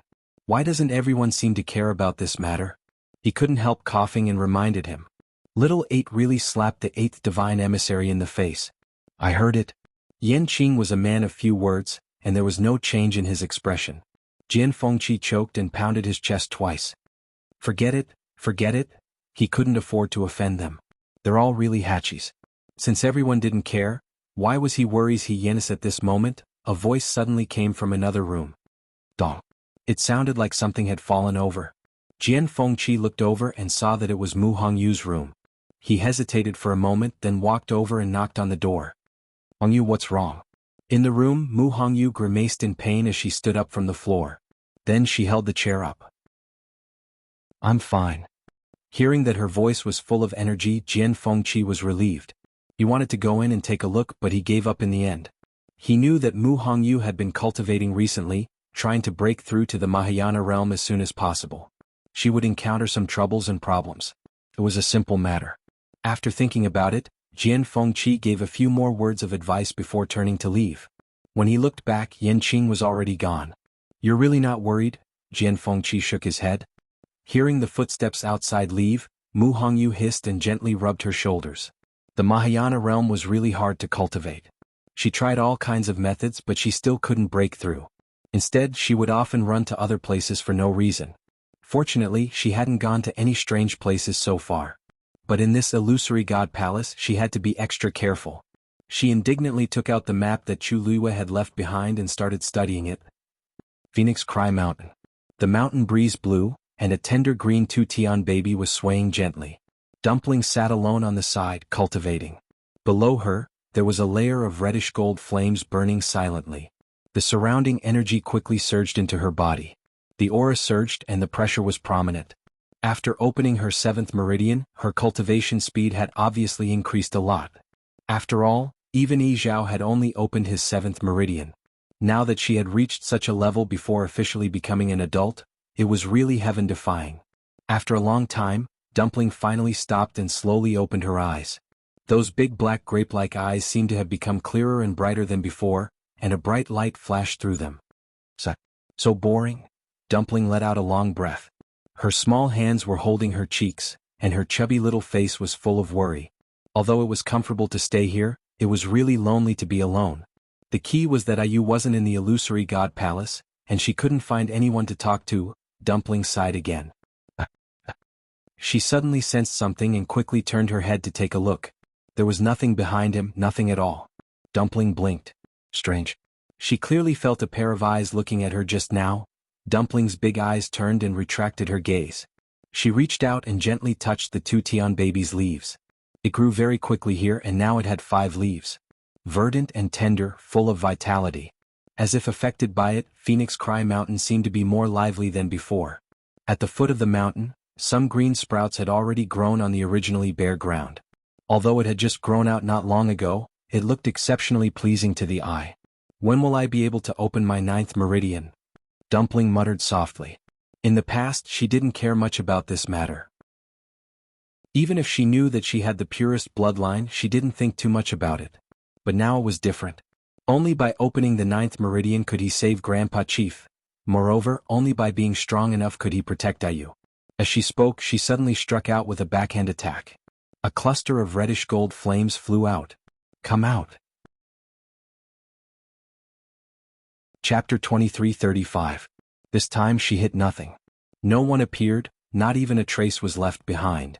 It seemed like there was really nothing. Tuanzi didn't believe it. She stood up and ran over. Then she searched carefully in all directions. What, running so fast? She could not help but mutter under her breath. She was sure that someone was watching her in the dark. Unfortunately, she could not find out who it was. She put one hand on her waist and shouted at the empty void in front of her. If you have the ability to secretly watch me, then don't be afraid to come out. No one responded. Dumpling pouted angrily. I'm going to be angry. Still no one responded. Tuanzi was so angry that she turned around to leave and sat down again. Whoosh, as if sensing her anger, the energy of heaven and earth around Feng Ming Mountain suddenly surged quickly.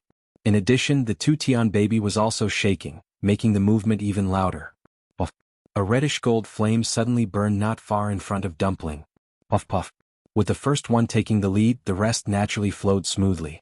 A few more bursts of flames erupted from the mountain rocks. Soon these energies all rushed into Dumpling's body. They were purer and faster than the previous ones. Dumpling's entire body was quickly wrapped in flames, and her aura was constantly rising. She did not believe that when she was more powerful, she would definitely be able to catch the other party. God-slaying Mound. Dark clouds gathered and the sky was dark. Under the gloomy sky, the space distorted and turned into vortexes, crazily accumulating energy. And Chu Liwei was standing in the middle of these countless vortexes. She closed her eyes and her slender white fingers plucked the void. The sound of the zither rose into the air. And in the depths of this tomb, there was also a guqin music, which was constantly responding to her. Every note, every tone was perfectly matched. Chu Liu's blood rushed in her body, as if something was about to break out. At a certain moment, the last guqin music finally fell, hovering in the empty and boundless wilderness for a long time. She suddenly opened her eyes. Then she waved her hand gently, and the countless vortexes above fell down one after another. One by one they entered the stone beside Chu Liu's feet. Countless holes were torn in the void and for a time violent spatial turbulence surged. At first glance, the surrounding space was like a soft and fragile piece of cloth that could be easily torn apart. However, these did not pose any threat to Chu Liu. Those terrifying auras only lingered in their own positions and did not approach Chu Liu at all. Of course, it was very likely that this was because the more terrifying part of the spatial energy was actually under her control. Chu Liu raised his hand. A stone at his feet flew over and entered his interspatial ring. Then, the second piece, the third piece. Chu Liu was a little worried that the interspatial ring would not be able to withstand the power and pressure of these stones, but he was surprised to find that his worry was completely unnecessary. The interspatial ring didn't seem to be affected at all when the last stone entered it. It was silent, tolerant, and powerful. She stared at the interspatial ring and then said to Rongxiu, "This ring is really much more powerful than I expected."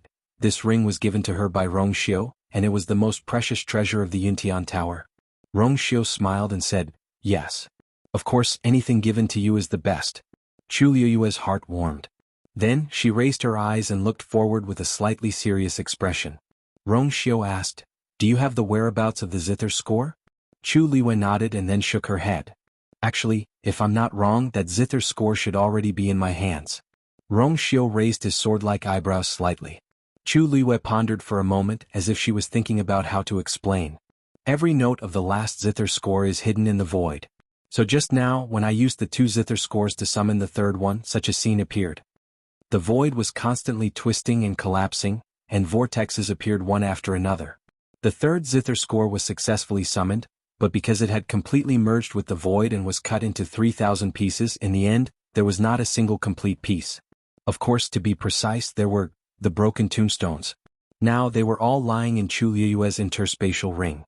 In this way, it was not wrong to say that she had already obtained the zither score. It was just that she probably still needed to completely piece it together and reassemble it. No wonder Senior Ajing didn't notice the existence of the last zither score back then. Chu Liyue rubbed between her eyebrows, feeling a headache. She was the last one to realize this. In other words, the last zither score hasn't merged with the first 2. Rong Xiu said. Chu Liyue nodded. I guess I need to wait until I can completely control these stones. However, those represented the power of 3,000 spatial forces. Even though she already had a close connection with these spatial powers, how could it be so easy to completely control them? Even the stones she obtained from the high god tombs were occasionally not obedient, let alone these stones. Rong Xiu nodded, his thin lips curling slightly. But the thing is already in your hands. Completely merging is only a matter of time. Yes. Chu Liyue let out a long sigh of relief. As long as she reassembled the last zither score and merged it with the first 2, all the problems would be solved. Since this matter is over, we should return to the illusory god palace as soon as possible. I wonder how the 2 divine envoys are doing now. As she spoke, she saw Rong Xiu raise his chin. I'm afraid we'll have to wait. Chu Liyue followed his gaze and raised her eyebrows. Lu Feng and Qi Han were still in the same place, enveloped in divine territory, constantly devouring the power around them. And the aura around them was several times stronger than before. Chu Liyue's eyes flashed as she murmured softly. Are they about to break through to Venerable God? Digression, I'm going out today. I don't want everyone to wait, so I'll owe you one. Mwah.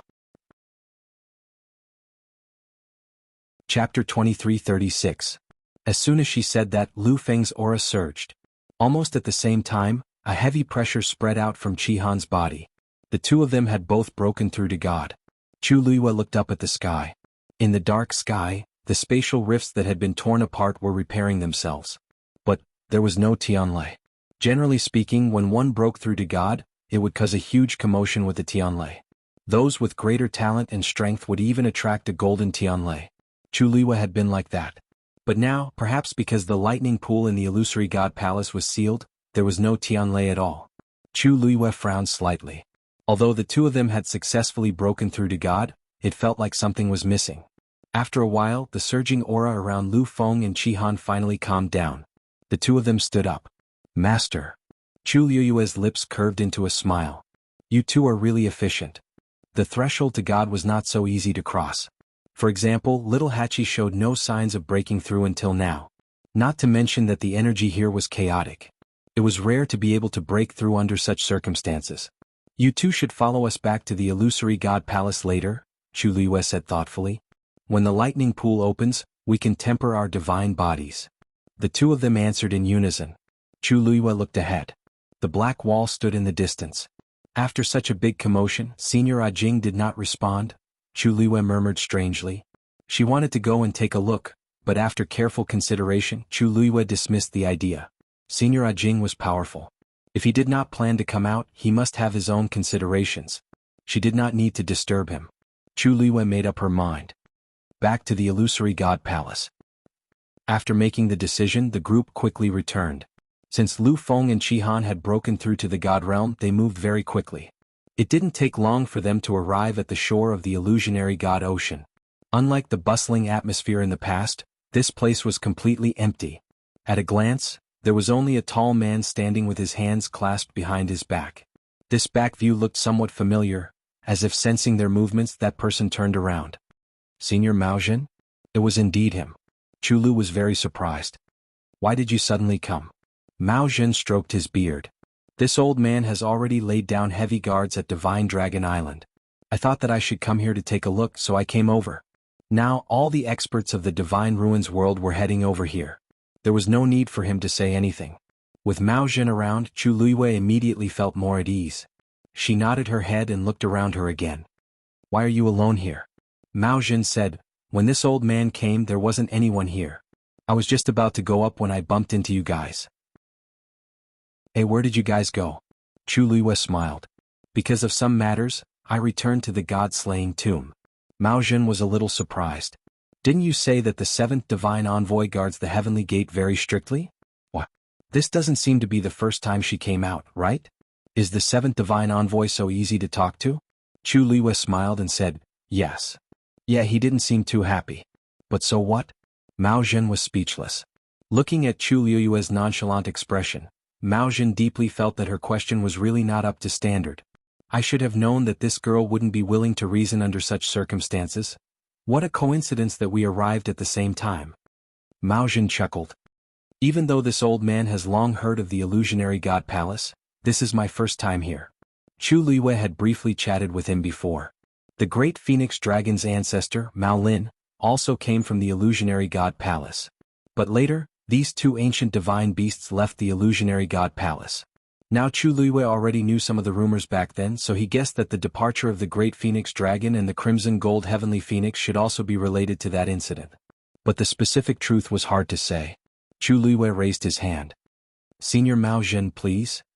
Passing over the illusionary god sea again, Chu Luiyue could vaguely feel that he seemed to be able to vaguely feel that several spatial forces below were intertwining with each other. In the silence, undercurrents were surging. Chu Luiyue glanced down and frowned slightly. Rong Xiao noticed her movements and looked over. "You are..." Chu Luiyue said softly, "This illusionary god sea is really more powerful than expected." She had already faintly sensed that what she saw last time was actually just the tip of the iceberg. Diwu Zhangze was trapped in the deepest part of this sea. If they wanted to rescue him, they indeed needed to make sufficient preparations. Then they successfully reached the Silver Bridge and walked toward the Divine Gate. Just as they arrived in front of the Divine Gate, the barrier opened automatically. Chu Luiyue was stunned. The so-called Divine Gate doesn't seem that difficult to enter? As Mao Jin spoke, he stepped into it. "Mio." Chu Luiyue was about to stop him when he saw that Mao Jin had already walked in. Then nothing happened.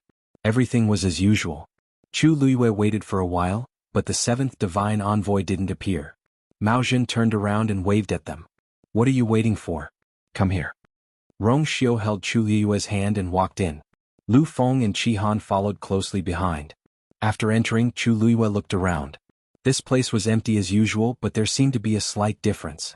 It seemed to be more deserted than before. The seventh god is so busy that he doesn't even guard the divine gate? Chu Luiyue narrowed his eyes slightly. Jin Yunlai wasn't such a person. Besides, even if he really had something to do, he could have asked the other divine envoys for help. But there was nothing. Perhaps he was delayed by something? Mao Jin asked. What could be more important than guarding the divine gate? This was the only entrance to the illusory god palace. Its importance was needless to say. Swoosh. A sound of something breaking through the air suddenly came from afar. Chu Luiyue and the others looked up and saw a figure passing through the air, heading in the direction of the illusory god palace. Wait, the illusory god palace? Chu Luiyue's heart skipped a beat as he stared at that person. He didn't turn in any other direction. He was heading straight for the illusory god palace. Soon, another person was heading in another direction. He wasn't slow, as if he was in a hurry to do something. Chu Luiyue frowned slightly. The illusory god palace was sacred and honorable. Most people here could only look at it from afar. What was going on this time? Chu Luiyue hesitated for a moment and said, "Let's go and take a look." Chapter 23:37. They followed the star path to the palace of the illusory god. The deeper they went, the stranger Chu Luiyue felt. In the past, both sides of the star path were quite lively, but now it was deserted. It was really strange. Did the people here all go to the palace of the illusory god? Chu Luiyue murmured doubtfully. As soon as he finished speaking, he bumped into an acquaintance. Senior Xiao Ran? Seeing that familiar figure, Chu Luiyue immediately spoke. Xiao Ran had his arms crossed and was walking over lazily. When he heard this voice, he immediately turned around. He smiled when he saw Chu Luiyue. Just as he was about to say something, he saw Mao Zhen and the rest from the corner of his eyes. He had seen Rong Xiao before, but the other three were extremely unfamiliar. His heart skipped a beat and he guessed something. These few came with you this time? Chu Luiyue nodded and then introduced them. Senior Xiao Ran, this is Senior Mao Zhen. Hearing this name, Xiao Ran's expression changed slightly. Mao. Great Phoenix Dragon Clan? Senior Mao Zhen is the clan leader of the Great Phoenix Dragon Clan. Chu Luiyue explained. Xiao Ran thought to himself. He felt that this person looked unusual just now, but her identity still surprised him. So it's clan leader Mao Zhen. Xiao Ran smiled and cupped his hands, but his heart was filled with emotions. This little girl was a bit too powerful. First, she made an agreement with the young master of the Crimson Gold Sky Phoenix clan. Now, it seemed that she had a good relationship with the clan leader of the Great Phoenix Dragon Clan. It was difficult for ordinary people to even see an ancient divine beast, but she had a good relationship with both clans at the same time. Except for the fact that she didn't have a bloodline totem, everything else was really heaven-defying. As he spoke, he looked at Lu Feng and Qi Han behind him. These two, they looked very young but they were already gods. Chu Luiyue glanced back. The two immediately bowed. Lu Feng, Qi Han, greet Senior Xiao Ran. Xiao Ran was very surprised. You, these two are also your subordinates? Chu Luiyue nodded. Xiao Ran was speechless. It was one thing for her to become a god at such a young age, but her subordinates were all so powerful as well.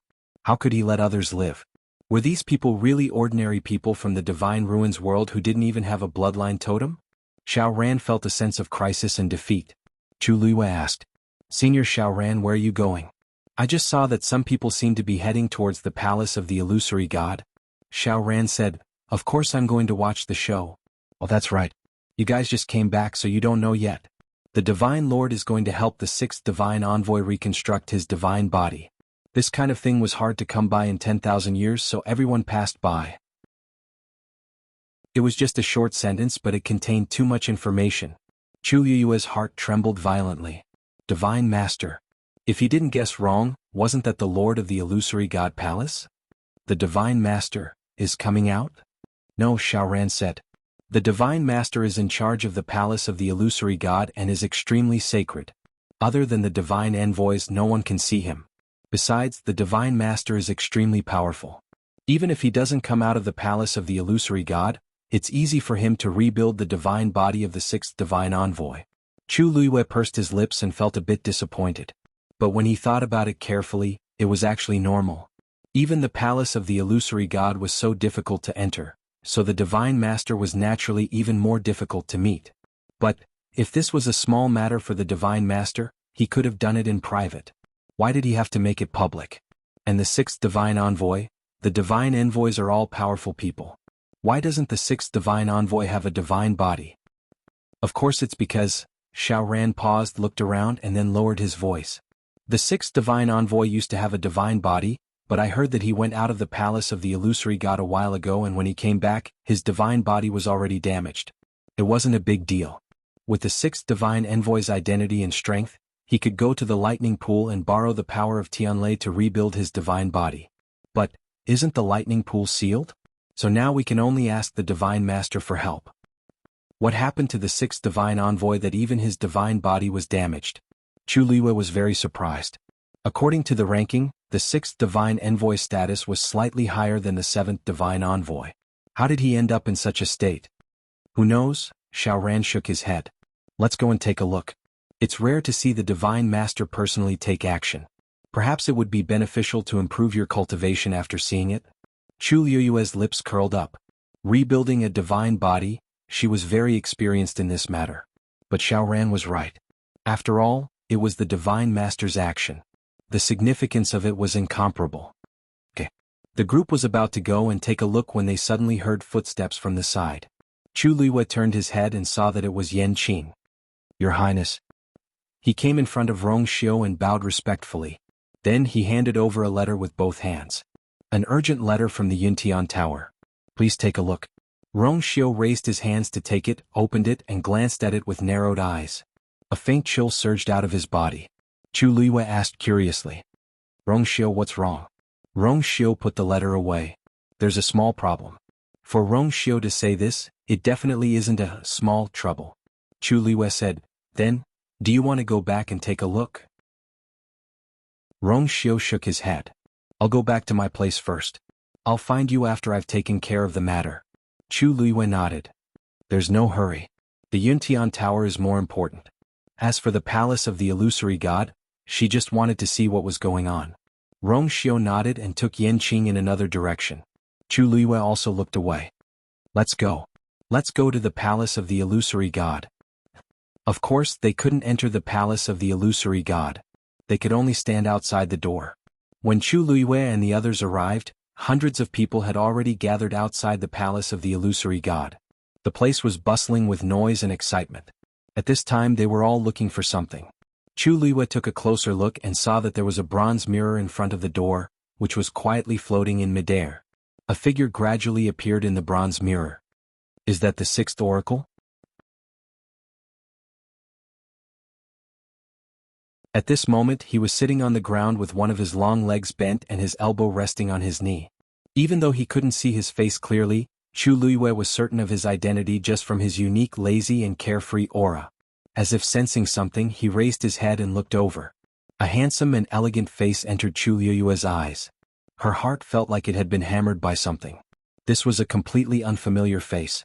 She had seen countless faces that Lan Xiao had transformed into, but none of them were the same as this one. It turned out that this was his true appearance. But for some reason, the moment she saw this face, she was actually certain that he was him. Perhaps it was because that similar expression, as well as that playful gaze that had never changed from looking at the mortal world with a smile. The two of them looked at each other for a moment. Chu Luiyue couldn't help but take half a step forward. However, just as she moved, she was stopped by an invisible barrier. Qi Han immediately asked in a low voice, "Master, are you all right?" Chu Luiyue shook her head, indicating that she was fine. However, her gaze was still fixed on Lan Xiao. Obviously Lan Xiao could see her too. The moment their eyes met, he first revealed a hint of joy. Then he suddenly thought of something and a hint of anger appeared on his face. Chu Luiyue noticed the change in his expression. Just as she was puzzled, she heard Lan Xiao cursing in a low voice. "Mother Cur, how ruthless." His voice wasn't loud, but Chu Luiyue, who was standing nearby, heard it clearly. She frowned slightly. But in the next moment she knew why Lan Xiao had such a reaction. A long black whip suddenly fell and hit Lan Xiao's back harshly. Smack. The loud and sharp sound of the whip came suddenly and fiercely, instantly silencing everyone who was watching. Everyone was taken aback and subconsciously tensed up. Wasn't he helping the sixth divine envoy reconstruct her divine body? Then who was this young man who was being hit now? And this time it was extremely ruthless. With one whip, it immediately tore open the skin and flesh. Lan Xiao staggered from the hit and almost fell to the ground, but he managed to support himself with one arm. Dark red blood stains gradually spread from his shoulder. Even though the injury was on his back, everyone could guess how serious the injury was when they saw his pale face and trembling lips. The originally noisy crowd fell into dead silence. Chu Luiyue clenched her teeth and stared at everything in the mirror. Lan Xiao seemed to be trapped in a cage at this moment. The surroundings were dark and cramped, and there was only a lamp hanging on the back wall. But that lamp was obviously left behind so that everyone could clearly see Lan Xiao's battered and exhausted appearance. Other than that, there were no other clues. It was impossible to determine where this was. Smack. That long whip fell again. Lan Xiao regained his senses, clenched his teeth, and grabbed it with his bare hands. A muffled sound was heard. That long whip was caught in his hand. However, it was only for a moment.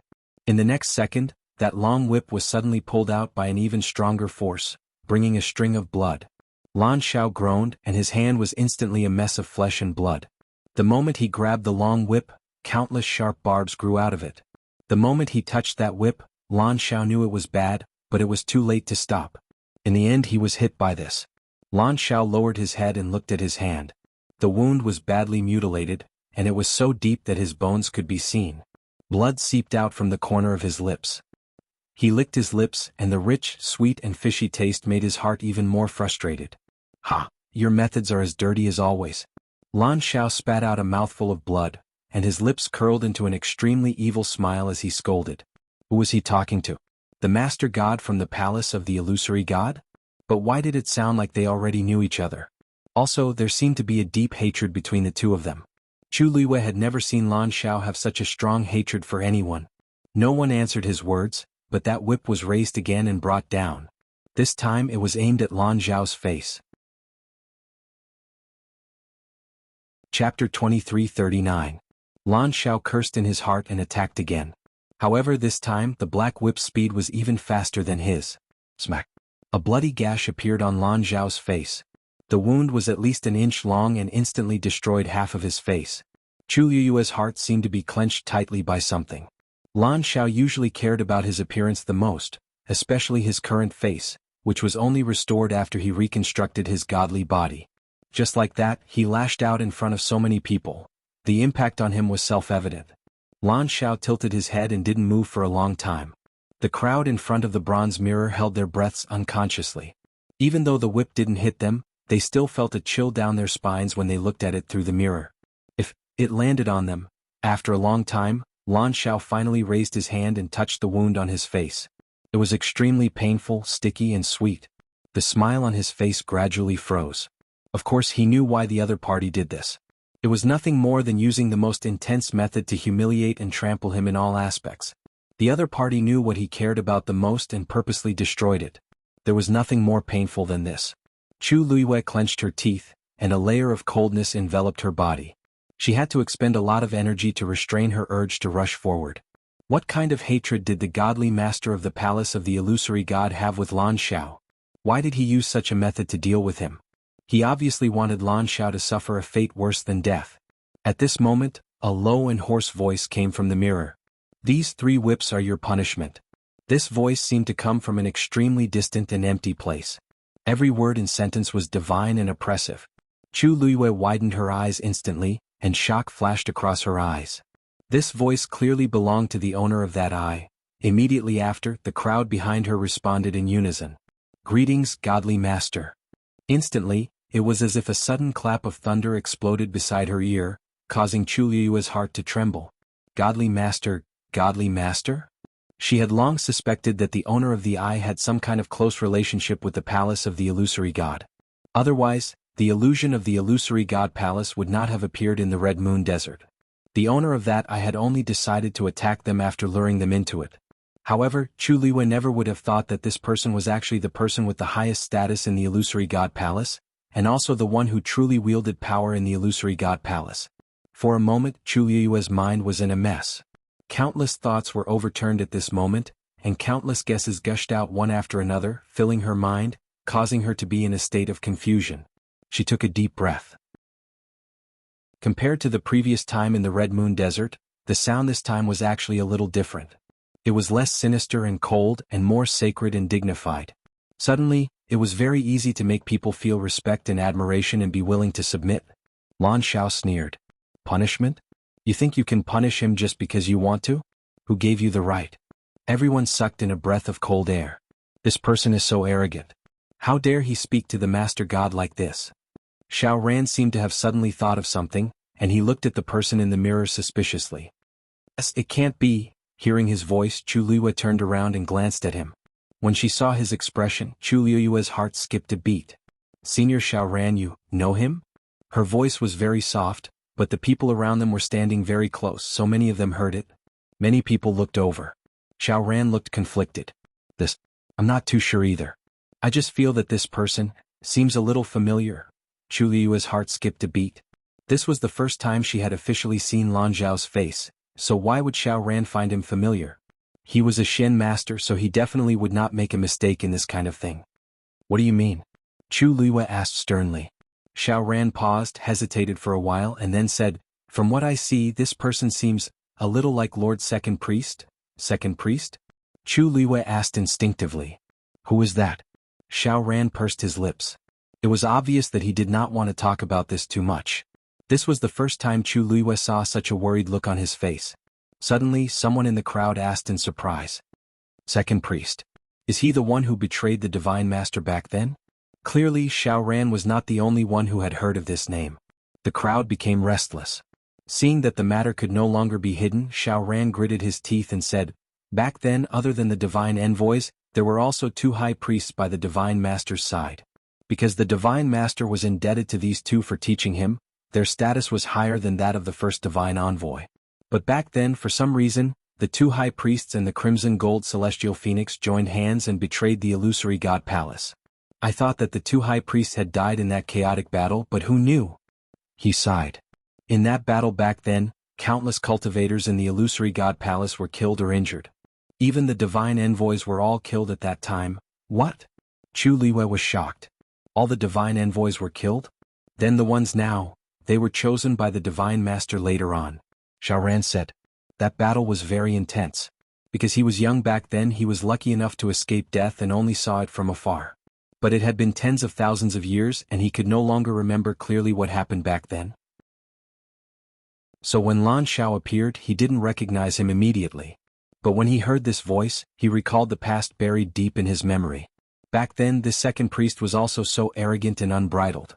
Because there weren't many people left in the illusory god palace at that time, and later the higher-ups ordered them not to spread the news, so no one dared to mention it again. Coincidentally, Xiaoran was one of them. Chu Liyue's temples throbbed, and the blood in her body was about to boil. She opened her mouth and asked, "Then, what about the other high priest?" "You mean the high priest?" Xiaoran frowned and thought carefully for a while before shaking his head. That person made the same choice as the second priest back then. Since the second priest is still alive, then, maybe the high priest is still alive too. I just don't know why the divine master didn't kill the two high priests after they committed such a crime. Instead, he kept them until now and suddenly let them out? High priest, high priest. Chu Liyue's heart seemed to be surging crazily. She tried her best to control herself and asked softly, "Senior Xiaoran, do you know the high priest's name?" Xiaoran shook his head. What kind of status did the two high priests have back then? How would I know this? Chu Liyue didn't give up. Then, what about their appearance? Since you've seen the second priest, then you should know the high priest too, right? This? Xiaoran thought for a while. I can't remember anything else. I only remember that the high priest wore the purple gold divine armor and had unparalleled divine power. Chapter 2340. In an instant, Chu Liyue's brain buzzed. Purple gold? Godly armor? She murmured subconsciously. Then she lowered her eyes and looked at the interspatial ring on her hand. There was a purple scale armor there, silent. Yes. Rumor has it that the purple gold godly armor was the #1 armor in the world personally forged by the high priest. It's a pity that the purple gold godly armor was damaged in that great battle, and the high priest himself. Xiaoran shook his head. 10,000 years had passed, and the few memories he had in the first place had also become blurry. However, the scene of the fire burning in the palace of the illusory god, the flames soaring into the sky, and the godly armor falling apart, was deeply engraved in his mind. Even though he hadn't taken the initiative to think about it all these years, thinking about it now still made him sigh. It's not just me. Everyone who survived back then also thought that the two high priests had died. In the years that followed, the divine master reappointed the divine envoys, but no new high priests were chosen. Naturally, there were even fewer people who brought this up. Chu Liyue fell silent and turned to look at the bronze mirror. High priest, second high priest, so this was the true identity of Debao and Lan Xiao. How were they dead? They were clearly suppressed in the Red Moon Desert and couldn't come out for 10,000 years. Chu Liyue was a little dazed and she couldn't recover for a long time. Ever since they were captured and brought to the palace of the illusory god, Chu Liyue didn't think that they might be from here. But she would never have thought that these two people would have such honorable statuses. Then, other than the two of them, what about Diwu Zhangze? Thinking of this, she immediately asked. Senior Xiaoran, is there a third high priest in the palace of the illusory god? Xiaoran shook his head. No. After so many years, the palace of the illusory god only had those two high priests. Chu Liyue's brows furrowed tightly. If Diwu Zhangze wasn't a high priest, then what was his identity? Why was he imprisoned in the same place as Debao and Lan Xiao? She faintly felt that she seemed to have touched on some long-buried truth, but at the same time, there were many questions in front of her, making it difficult for her to distinguish. She clenched her fists and took a deep breath. Only then did she gradually feel her strength recover a little. The amount of information she had just received was simply too much, causing her entire body to go numb. Seeing that Chu Liyue's expression didn't seem right, Xiaoran asked worriedly, "What happened to you?" Chu Liyue forced a smile and shook his head. "It's nothing. It's just that I suddenly know so many secrets. It's a little hard for me to digest them all at once." Xiaoran immediately understood. This was normal. It would be difficult for anyone to react quickly after hearing so much at once. He comforted her. "Actually, it's all in the past. Don't take it to heart." Chu Liyue didn't say anything. This matter concerned Debao, Lan Xiao, and Diwu Zhangze. How could she not care? No wonder the profound formations that Debao had given her back then overlapped so much with the ones on the star path. As the high priest, wasn't it normal for him to know this? She closed her eyes and tossed aside the distracting thoughts in her mind. Then she stared straight ahead. In the mirror, Lan Xiao sneered. He could hear what they were saying. His reaction had already explained everything. Lan Xiao, you betrayed the palace of the illusory god back then, which was a capital offense. On account of our many years of friendship, I didn't take your life. I thought that 10,000 years would be enough for you to reflect, but now it seems that you're still as stubborn as ever. Since that's the case, today I'll use your divine body to reconstruct the divine body of the sixth divine envoy. This way you'll die a worthy death. That voice was still dignified. Every word and sentence was like a holy judgment. Lan Xiao sneered and scolded, Bah! I don't have any *T relationship with you. Don't *King flatter yourself. Oh right, I almost forgot, you don't have a face. Smack. The black whip suddenly lashed out. After this whip flew out, it actually wrapped tightly around Lan Zhao's right arm. Drops of blood seeped out. Lan Zhao's facial features were distorted for a moment, and his face became even paler. It was obvious that this had caused him great pain. However, he actually endured it and didn't even let out a cry of pain. Chu Liyue's heart was in her throat. That person wanted to use Lan Xiao to reconstruct the divine body of the sixth divine envoy. What kind of method would that person use? After all, Lan Zhao's divine body was also reconstructed with great difficulty. Suddenly her eyebrows twitched. Wait. There were 5 golden Tianlei in Lan Zhao's body. Previously, Xiao Ran said that the lightning pool had been sealed, so the divine master wanted to do it personally. Then, this time he actually wanted to forcefully take away the power of the Tianlei in Lan Zhao's body and let the sixth god use it. Right at this moment, a figure suddenly appeared beside Lan Xiao without a sound. The sixth divine envoy. Someone in the crowd exclaimed. Needless to say, Chu Liyue could also tell that this translucent figure was the sixth divine envoy. But, why did it look strangely familiar? Chu Liyue subconsciously frowned. At this moment, the sixth divine envoy suddenly turned his head. That was a face that Chu Liyue would never forget no matter what. Her heart pounded as she blurted out in shock. Emo Shiqian? Chapter 2341. This person was indeed Emo Shiqian, who had self-destructed and escaped. Chu Liyue had been secretly sending people to investigate Emo Shiqian's whereabouts, but there had been no progress. She never expected that he was the sixth divine envoy. His divine body was destroyed, it was just that he had no choice but to self-destruct. Many people turned to look at her when they heard her voice. Xiao Ran asked curiously, You know the sixth divine envoy? That person had just returned a while ago. Logically speaking, she shouldn't have seen him before, right? And looking at her, it was obvious that she knew him long ago. Chu Liyue pursed her lips tightly. I guess so. However, it was the kind of acquaintance that made enemies. Xiao Ran was stunned. Chu Liyue sneered. They all said that the sixth divine envoy went out and only returned recently. But it turns out that he went to the divine ruins world? How interesting. Hearing her say this, Xiao Ran suddenly understood something. So she had seen him in the divine ruins world? But looking at Chu Liyue, it seemed like she had a deep enmity towards the sixth divine envoy? He thought for a while, but seeing Chu Liyue's tense and cold jaw, he swallowed his words. Of course, Emo Shiqian also saw Chu Liyue. A deep sense of fear and dread flashed across his eyes. Then he remembered that they were already in the illusory god palace, and Chu Liyue couldn't barge in and do anything. Only then did he relax a little. Thinking about the situation, Emo Shiqian's lips curled into a cold smile, then he looked at Lan Xiao. Second priest, it seems that I'll have to trouble you this time. Lan Xiao sneered. Who do you think you are? How dare you fight with me?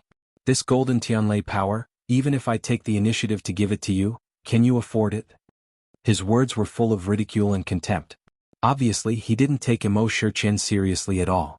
I heard that you died very miserably back then. Why, now that only half of your soul is left, what are you still dreaming about? These 2 simple sentences accurately hit Emo Shiqian's sore spot. Firstly, his status was indeed incomparable to Lan Zhao's. Secondly, as a god's messenger, he was forced to self-destruct and escape by Chu Liyue. It was indeed embarrassing if word got out. After all, at that time, Chu Liyue's cultivation level was actually lower than his. Of course, this was also because a portion of his memories and strength had been sealed at that time. It was only after returning to the illusory god palace that he finally recovered. However, this only made him even more terrified. because only at that moment did he realize what he had done in the past and offended those existences that he shouldn't have offended. After returning, Mo Shiqian stayed in his room for a long time. He was always on tenterhooks, afraid that the punishment would come. But for some reason after such a long time, there was still no movement at all. And now the God Lord wanted to help him reconstruct his God body. He finally calmed down. This also meant that the God Lord had made up his mind to protect him. Therefore when he saw Chu Luiyue now, although he still felt fear subconsciously, he wasn't too worried. After all, everything he did was to help the God Lord snatch the Guqin score. Thinking of this, Mo Shiqian felt more confident. Second priest, when you betrayed the God Lord in the illusory God Palace, you committed a capital crime. It's already the God Lord's mercy that you're still alive today. But not only are you ungrateful, you're also arrogant and don't have any remorse. What right do you have to criticize me? Lan Zhao's eyelids twitched. Dog, you're ugly enough. Don't talk so much so that you don't dirty my ears. You, Mo Shiqian was instantly enraged. No one would be happy to hear such words. But his rationality was still there. He knew that the more it was like this, the more he couldn't make a scene. Anyway, the God Lord and so many people were watching. This Lan Zhao could only be punished and humiliated. No matter how good his words were, the punishment and torture that he deserved would not be any less. Rip, there was the sound of clothes tearing. It was that black whip that wrapped around Lan Zhao's arm, and with a sudden tug, it tore his sleeve into pieces. Under the tattered clothes there were bloody wounds. Lan Zhao cursed and blood flowed out of the corner of his mouth. Chu Luiyue's heart trembled. That person planned to tear Lan Zhao's arm off just like that. The 5 golden Tianlei turned into his limbs and essence core, which helped him reconstruct his divine body. Now that the power of the Tianlei was forcefully extracted, then, Chu Luiyue didn't dare to think about it anymore. Her mind spun wildly as she kept thinking. What other way could she save Lan Zhao? Countless thoughts appeared in her mind, but she rejected them. How could this be so easy? The person who wanted to harm Lan Zhao was the God Lord of the illusory God Palace. In this place, who else had a higher status than him? She couldn't do it forcefully. She might die before saving Lan Zhao. Who would be able to stop all of this openly? Lan Zhao gritted his teeth and used all his strength to resist. But everything was under the other party's control. If he could resist the other party, he wouldn't have been forcefully brought back and locked up. Now he could only hold on for a short while even if he tried his best. If this continued, crack. The crisp sound of bones breaking suddenly sounded. That arm of Lan Zhao's suddenly presented an extremely strange posture. The power of the black whip was too shocking, and it directly tore his arm off. The crowd quietened down. The atmosphere became deadly silent. Many people had complicated expressions and different reactions as they looked at the scene in front of them. All these years, the God Lord had been staying in the Illusion God Palace and had never come out. All the big and small matters in the Illusion God Palace were handed over to the God emissaries. Now that the God Lord finally made a move, he actually wanted to tear apart the second priest's divine body in front of everyone and forcefully extract his power to transfer to the sixth God emissary. Although the second priest chose to betray back then and deserved to be executed, this method was indeed too bloody and cruel. This was definitely more painful and torturous than killing him directly. Actually, to the many cultivators in the Illusion God Palace, they had seen all kinds of fighting and killing scenes. To be able to reach their current cultivation level, which one of them didn't have blood on their hands? But the scene in front of them couldn't help but make some people feel uncomfortable. It was good that the God Lord wanted to help the sixth God emissary reconstruct his divine body, but he obviously wanted to use this opportunity to punish the second priest and make an example out of him at the same time. But the God Lord was the God Lord after all. It was not up to them to judge what was right or wrong. Rip. A piece of flesh on Lan Zhao's arm was violently torn apart. The wound was so deep that the bone could be seen. A bright golden light appeared and flickered silently. Because he used the golden Tianlei to reconstruct his divine body, Lan Zhao's bones were also golden. Soon after, the black whip tightened again. Chapter 2342. At this moment, a stream of light suddenly broke through the air. Chu Luiyue heard the noise and looked up instinctively. It was actually a golden stream of light. It was dazzling, holy, and powerful. It was wrapped in a heavy pressure, causing people to unconsciously feel reverence and submission. In an instant, the stream of light fell into the palace of the illusory god. Then Chu Luiyue and the others saw that the black whip that was tightly binding Lan Zhao's arm was suddenly covered by the golden light. In the next moment, the black whip seemed to have encountered something terrifying and quickly retreated. When Emo Shurchen saw this scene, a deep look of shock flashed across his face. He took a few steps back uncontrollably and almost fell to the ground. He looked like he was in a sorry state. Lan Zhao's tense body suddenly relaxed. When he saw the golden stream of light, he closed his eyes and finally heaved a sigh of relief. Finally, he made a move. Everyone was shocked by this sudden scene. What was going on? Someone made a move and forcibly stopped the Divine Master? That low and hoarse voice contained a trace of suppressed anger as it asked in a deep voice, "What's the matter? Emperor, are you trying to interfere with the palace of the illusory god?" Instantly this voice spread far and wide and clearly fell into everyone's ears. Almost everyone's face was filled with disbelief. Chu Luiyue was also shocked. Emperor? Emperor. It was actually this person who made a move? Xiao Ran, who was beside him, murmured, "How is this possible? Didn't the emperor never get involved in these things? How come this time?" Chu Luiyue's heart skipped a beat. He looked at Xiao Ran and asked seriously, "Senior Xiao Ran, what is going on? What is the emperor's identity? Since he is so respected, why can't he interfere with the palace of the illusory god?" Xiao Ran took a deep breath and explained, "Because he is not the master of the palace of the illusory god. The emperor's status is indeed unparalleled because he is the one who inherited the heavenly Tao and controls thousands of deities in the world. Even the Divine Master can't be compared to him. Even the Divine Master was personally enlightened by the emperor to ascend to the heavens and become a deity. However, the monarch has never cared about anything. Even when the palace of the illusory god caused a ruckus, the monarch didn't interfere, right? However, I don't know what happened today, but it actually alarmed the emperor. His intention for stopping the Divine Master in front of so many people was obvious. Chu Luiyue's mind was full of thoughts. So that was how it was. No wonder the Divine Master had such a big reaction. Everyone present was also shocked. The Celestial Emperor's sudden move also showed his attitude. How could it not cause others to overthink? Then a figure slowly appeared in the void.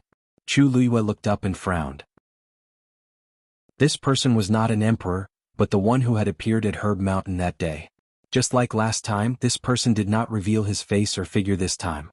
He only said indifferently, "The emperor had no such intention." Today he acted only to punish the sixth divine envoy. As soon as he finished speaking, the bronze mirror fell into a dead silence. Emo Shurchen's legs went weak and he looked panicked. He almost knelt on the ground. "It's coming? It's still coming. What did the sixth oracle do wrong?" After a long while the Divine Master spoke. However, the anger and forbearance from before seemed to have dissipated a lot. The man chuckled. "What did he do wrong? Those who should know clearly know." The Divine Master said no more. Chu Luiyue's eyes flashed. There was a deep meaning in his words.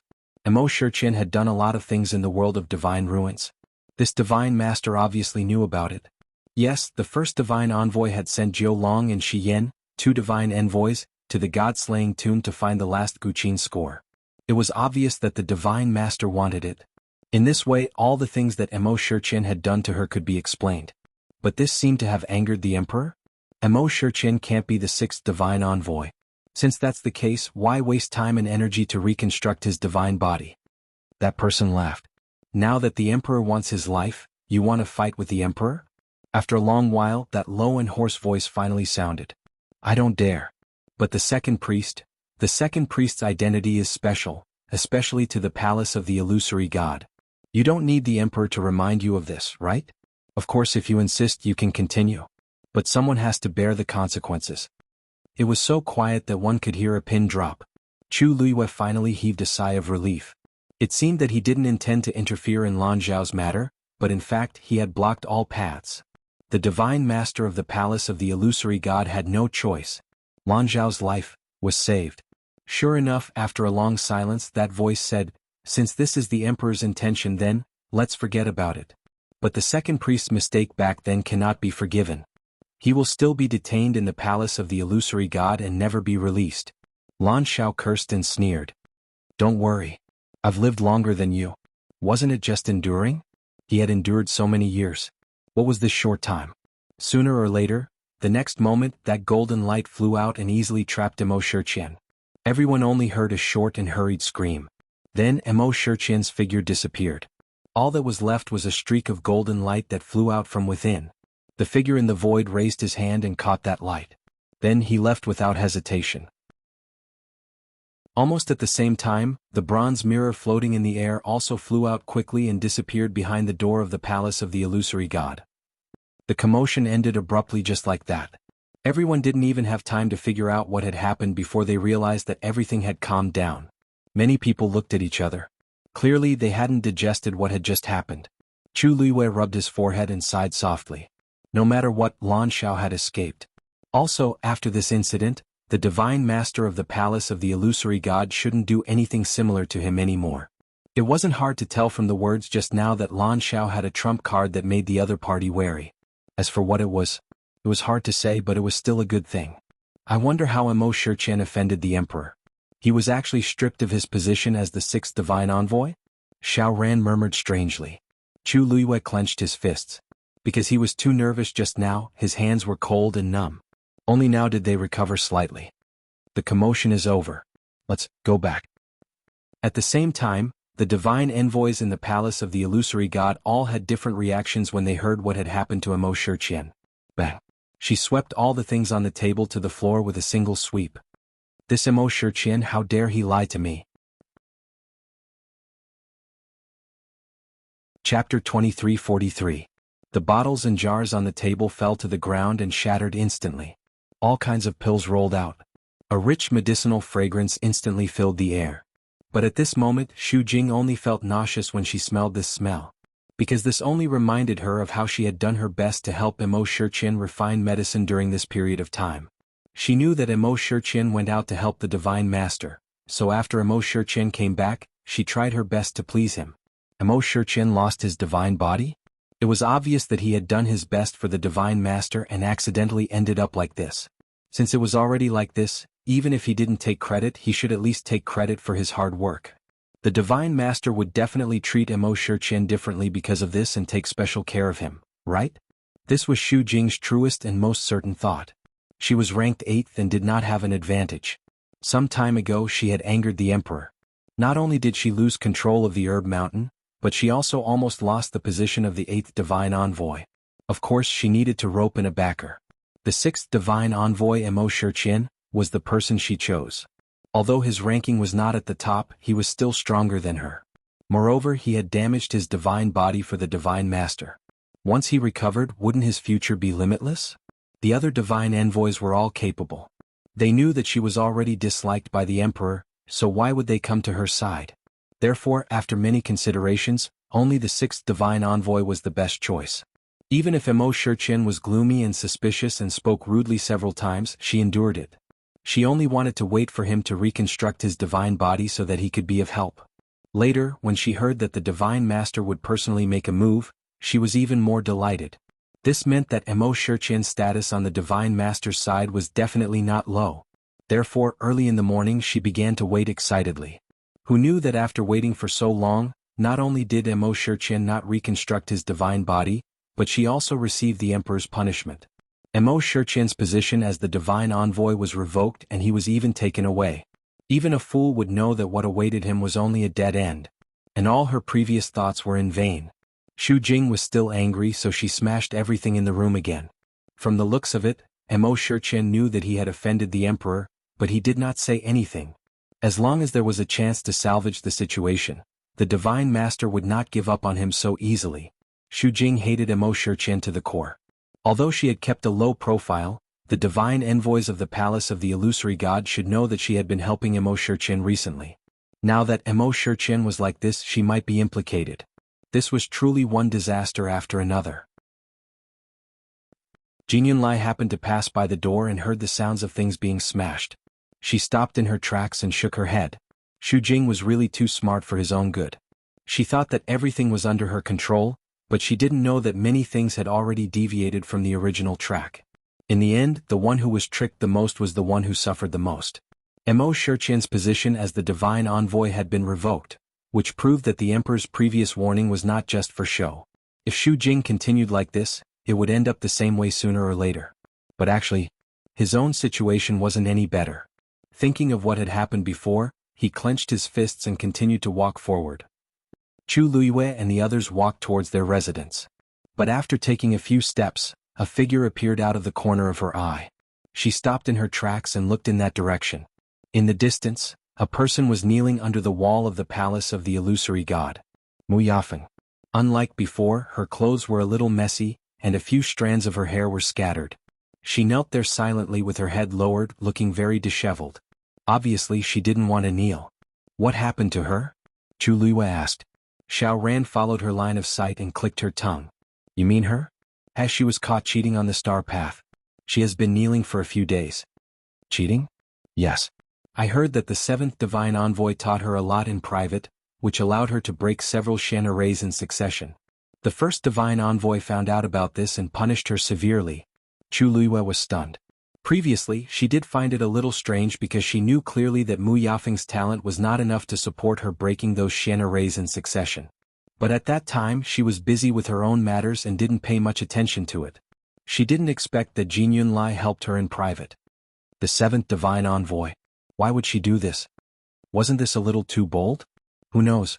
Anyway, not only was Mu Yafeng punished by kneeling, she was also stripped of the right to walk the star path.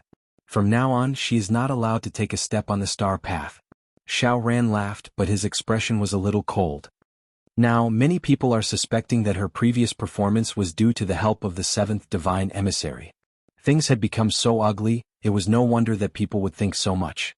But, if she can't walk the star path, doesn't that mean that she can no longer enter the palace of the illusory god and ascend to the heavens and become a god? Yes. But who can be blamed for this? Xiao Ran shrugged. Originally, if she cultivated honestly and comprehended one by one, there might be some hope.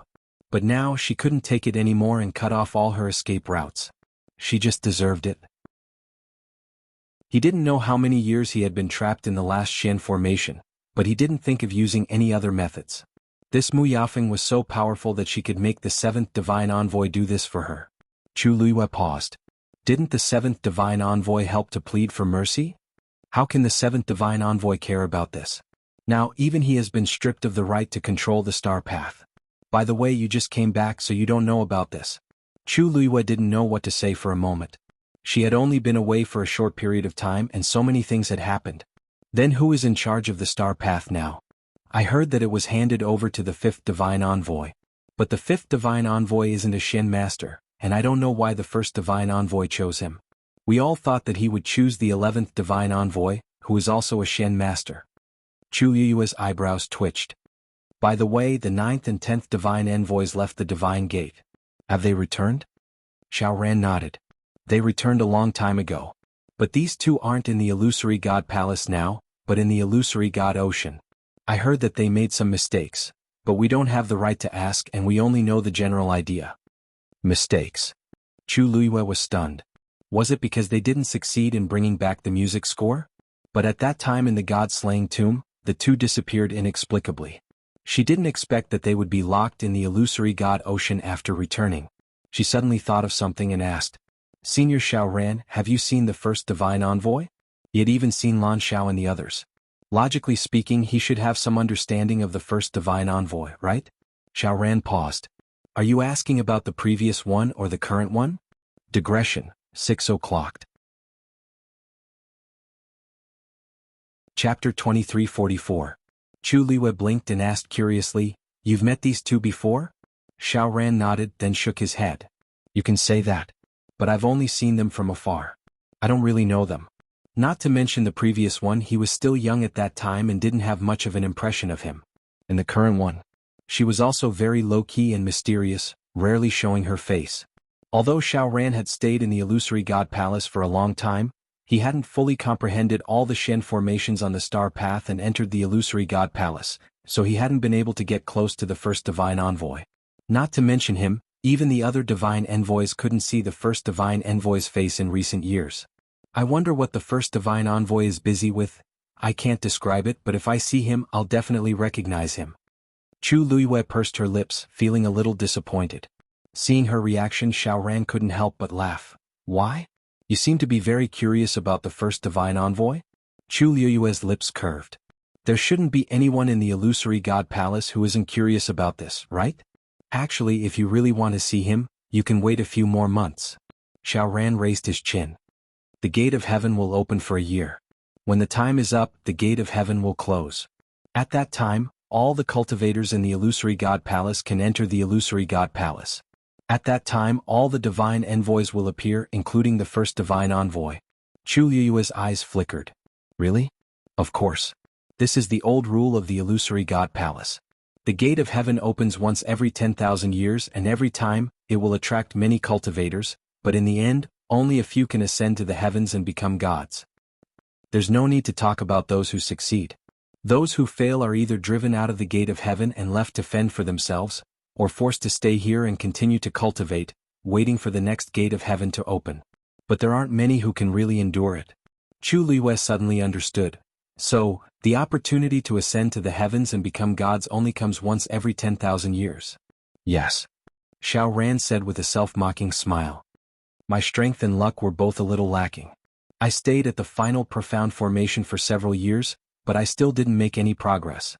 Even after so long, he still hadn't succeeded. To be honest, I don't even know how long I've been waiting. Over time he had come to terms with it. It would be best if he could comprehend the Xian formation, complete the star path, and enter the illusory god palace to wait for his breakthrough. If I can't do it, I'll just muddle along. Chu Liyue said softly, you can definitely do it. Xiao Ran didn't care about it and placed his hands behind his head. Forget it, there's nothing much to see here. Let's go back. Chu Liyue and the others returned to their residence.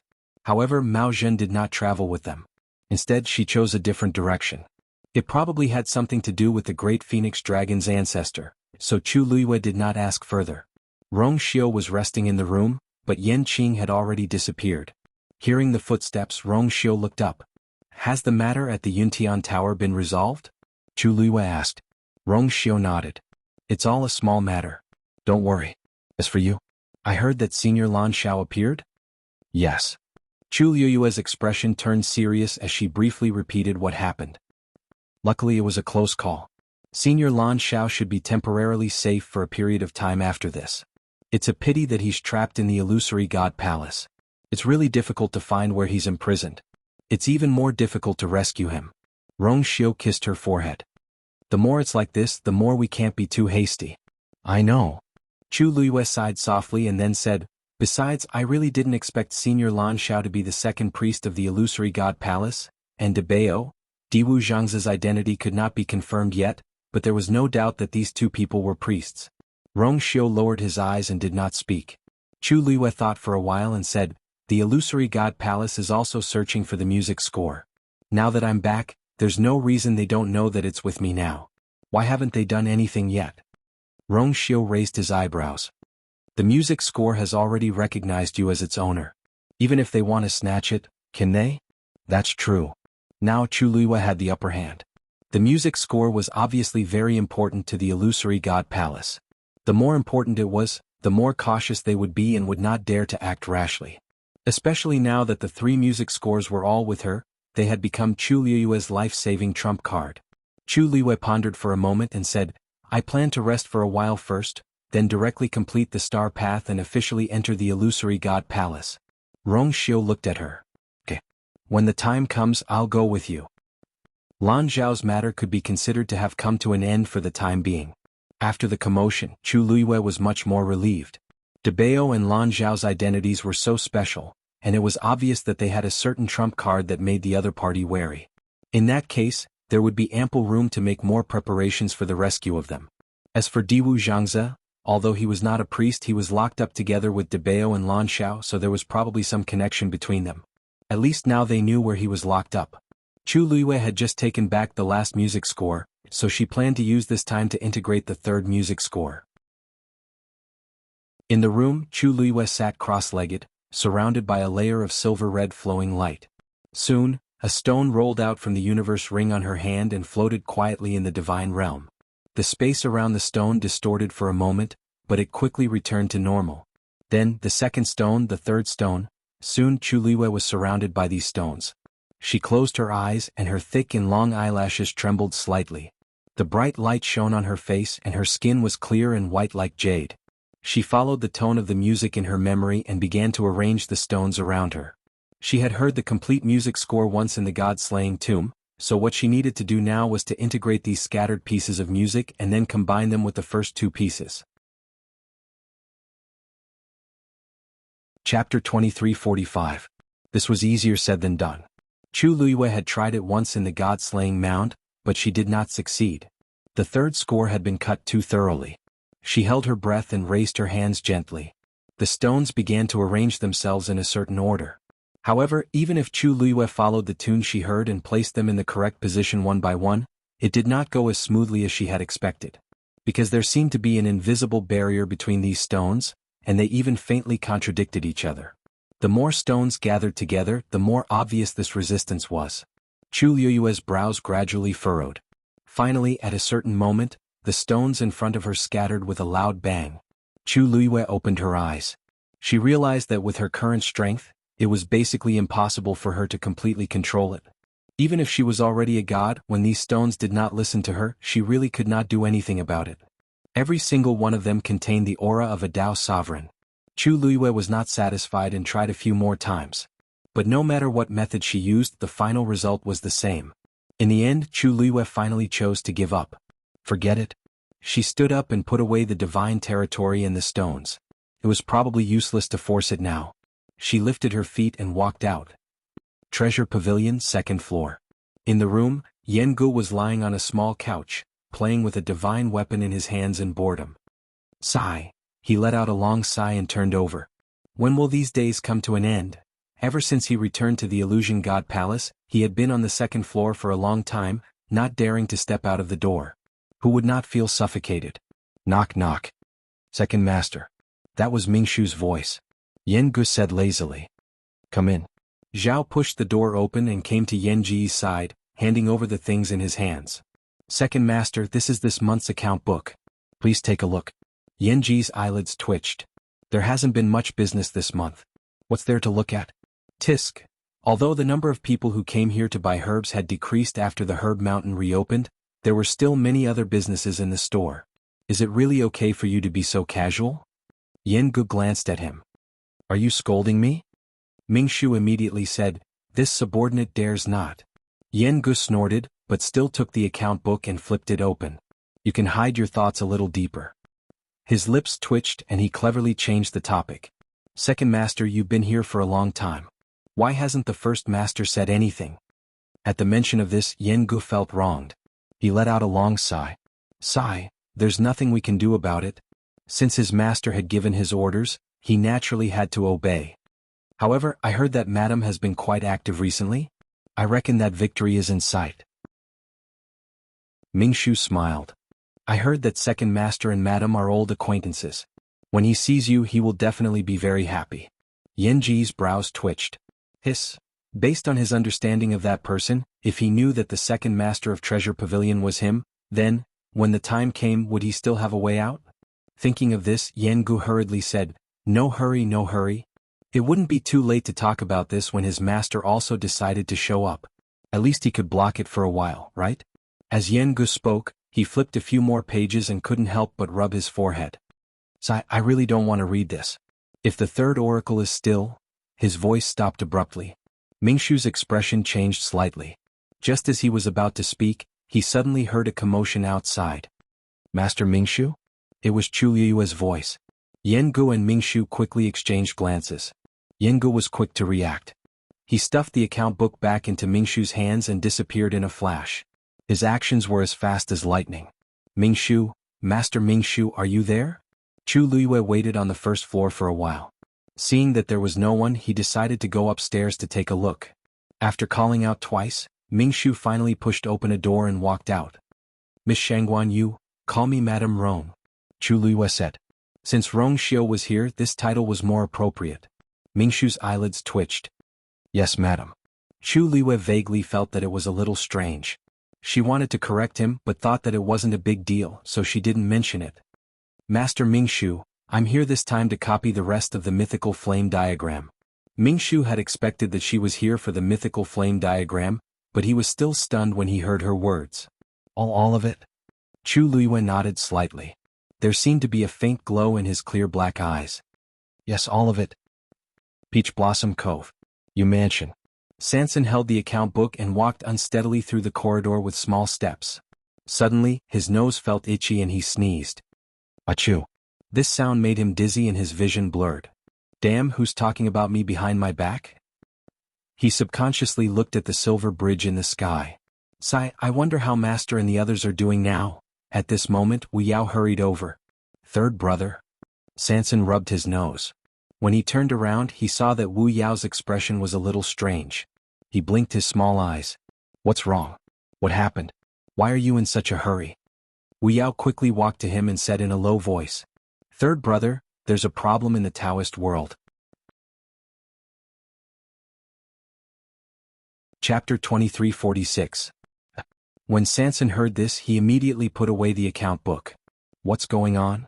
Before Master left, he had instructed him to guard the door realm well. Something really happened, he had to solve it quickly. Wu Yao shook his head. It's hard to explain in a few words.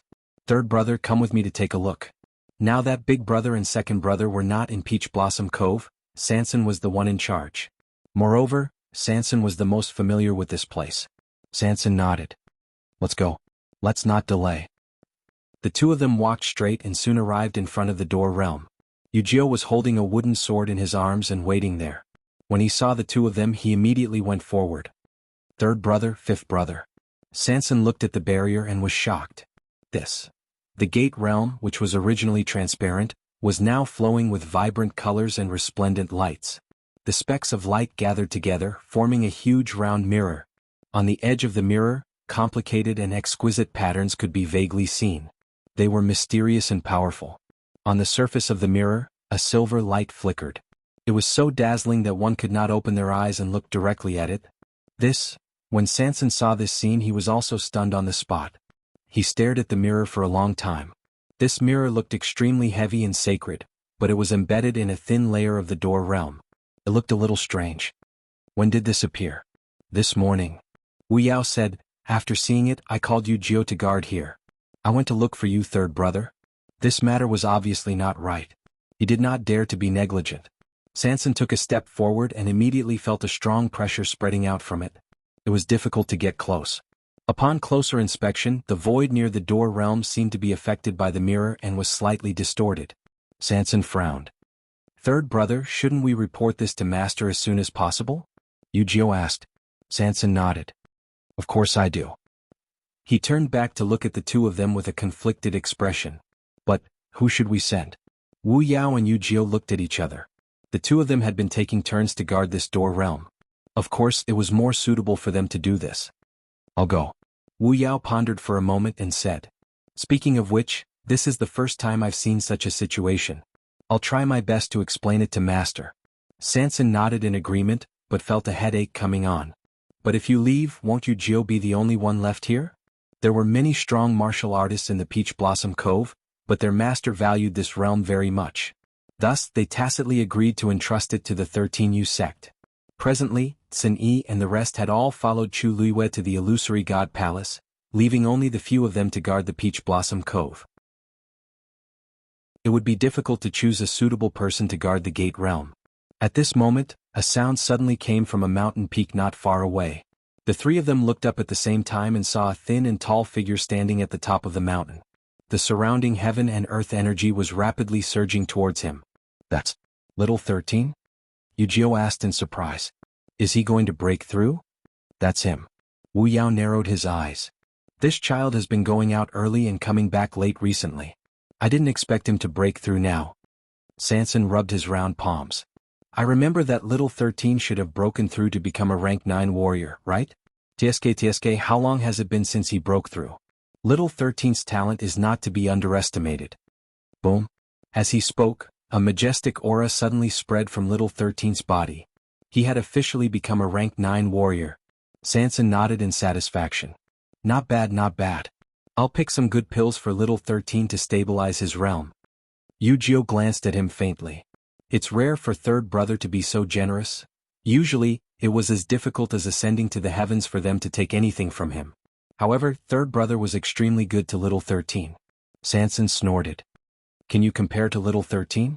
This child, whoosh, Before he could finish his sentence, Sanson suddenly realized that the surrounding heaven and earth energy had begun to surge towards little 13 at an even faster speed. The abundant energy surged like a tide, causing a huge commotion. Wu Yao suddenly realized something and his eyes lit up. Little 13 is going to break through consecutively? Now that he was a rank 9 warrior, he would be an exalted god. Yujio took 2 steps forward and realized that it was true. With this momentum, he was definitely going to break through to become an exalted god. Damn, breaking through to become an exalted god from a rank 9 warrior is a qualitative leap. He didn't even prepare at all and just did it directly? Yujio's face was filled with envy and resentment. I'm jealous. Back then, in order to cross the threshold of becoming an exalted god, he had spent a lot of effort and lost count of how many wooden swords he had used. Now little 13 just had to stomp his feet. Wu Yao glanced at Sanson. Third brother, little 13 is going to become an exalted god. He's not a child anymore, right? How could there be such a heaven-defying child? Sanson, I'm jealous too. Wu Yao, boom. The sound of thunder rolled out from the clouds. The 3 of them stood in place and waited patiently, intending to wait for little 13 to break through before doing anything else. After all, this was not something that could be passed so easily. It was better to see it with their own eyes. However, they soon realized that something was wrong. In the sky, after the sound of thunder fell, Tianlei did not gather. What's going on? Yujio frowned. Since little 13 wanted to break through to become an exalted god, he must be confident enough. But why couldn't he summon a single Tianlei? Suddenly, Sanson slapped his thigh.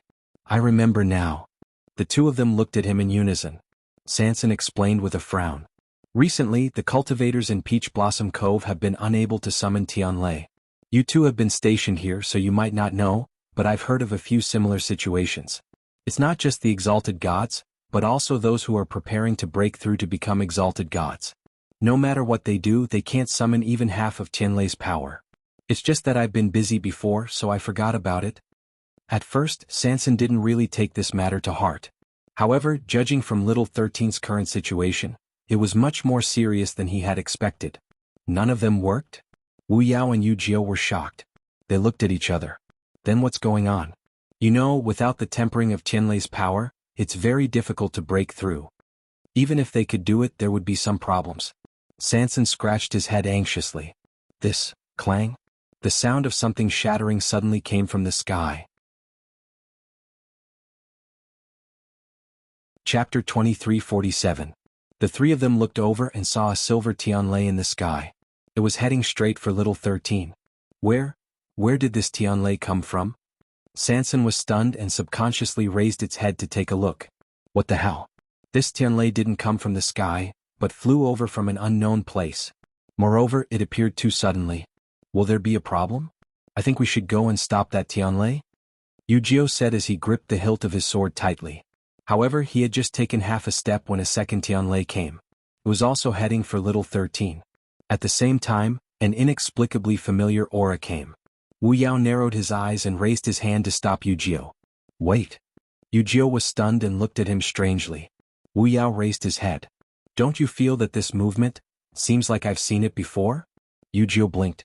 Sanson, however, suddenly thought of something, and a great panic appeared in its small eyes. No way? That little ancestor is here? Chi. Another silver Tianlei suddenly appeared. Wu Yao said calmly. Not just 1 but 2. Sanson turned around and ran. Wu Yao had already expected this and didn't stop him. He only raised his voice and asked, Third brother, they're already here. Where can you run to? Don't forget that the flowers and plants in Qingshui Cliff still need you. Sanson stopped in his tracks and his face was full of pain. He wanted to run because he felt sorry for those treasures. Yujio saw the reaction of the 2 and suddenly realized something. His face was full of joy. It's the 2 of them?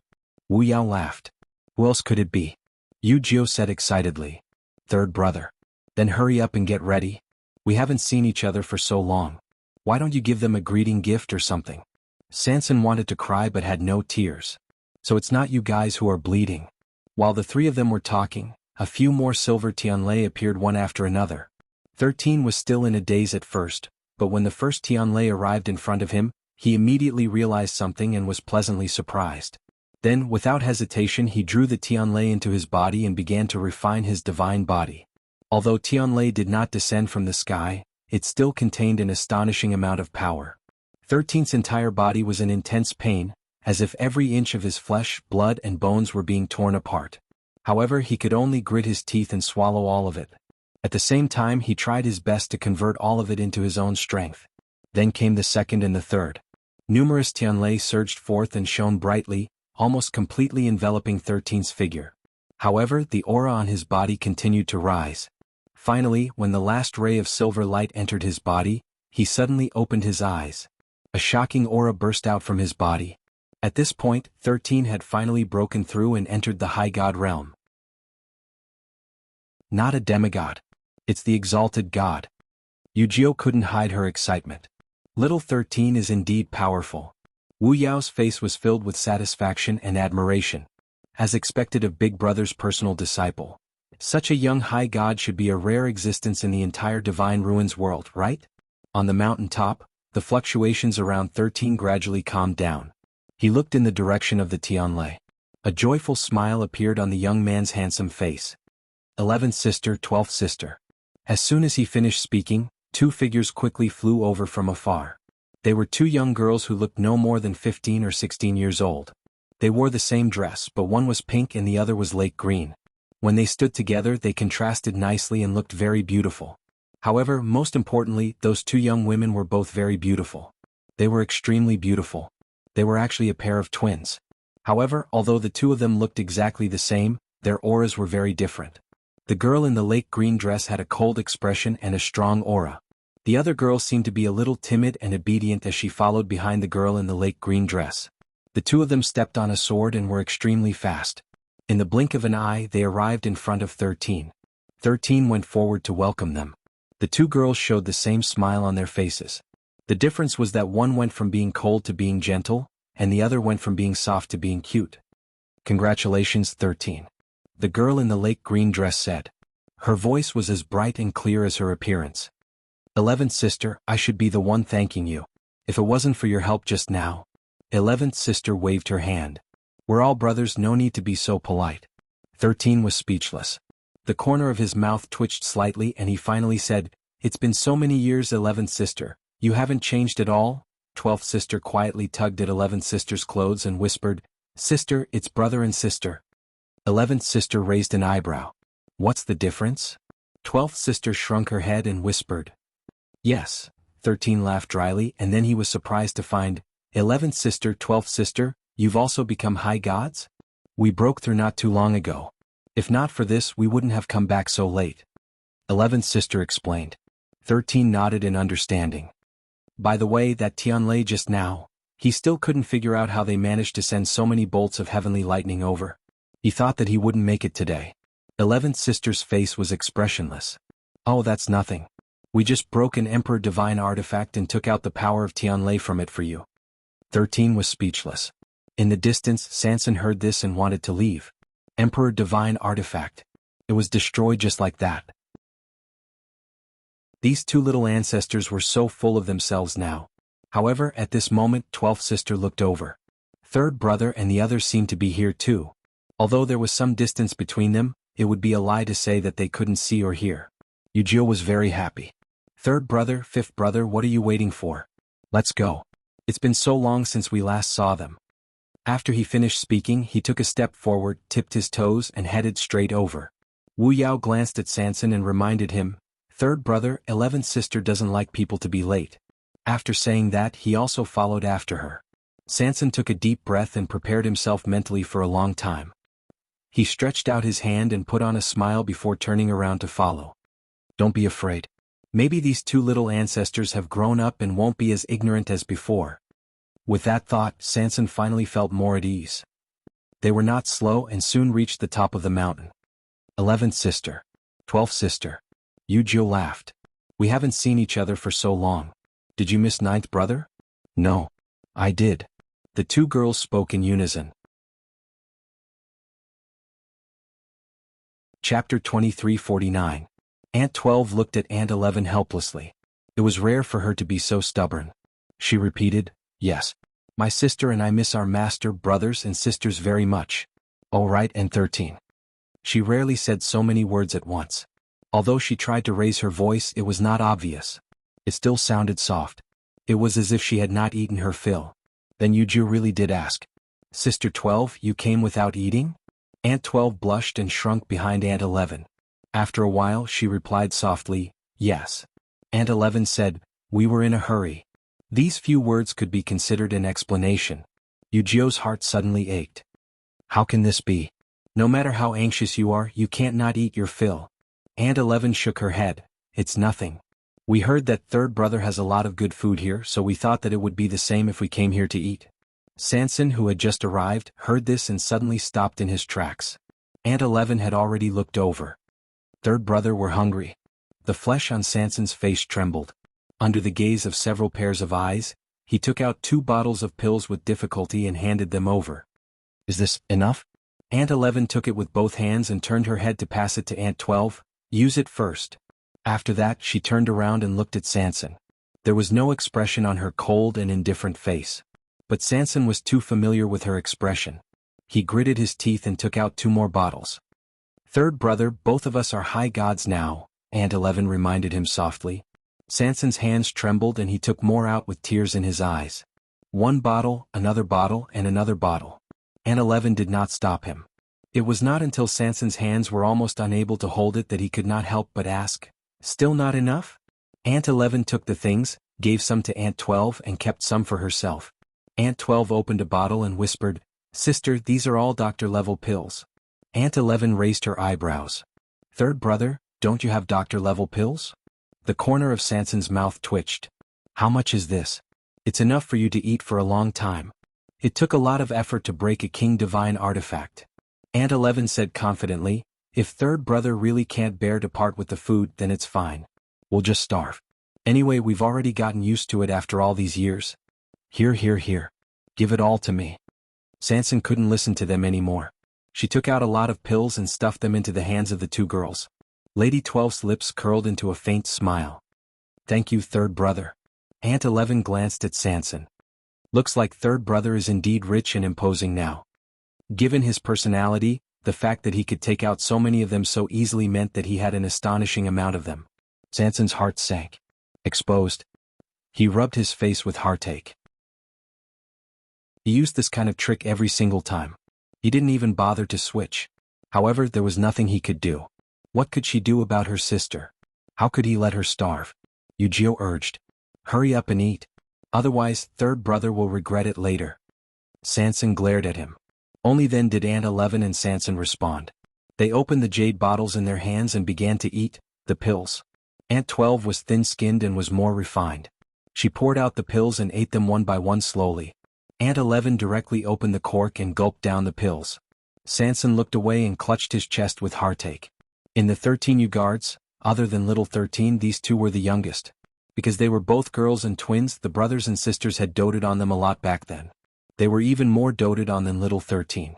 Who knew that these 2 girls were not ordinary people at all? On the surface, the 2 girls looked beautiful and slender, gentle and cute.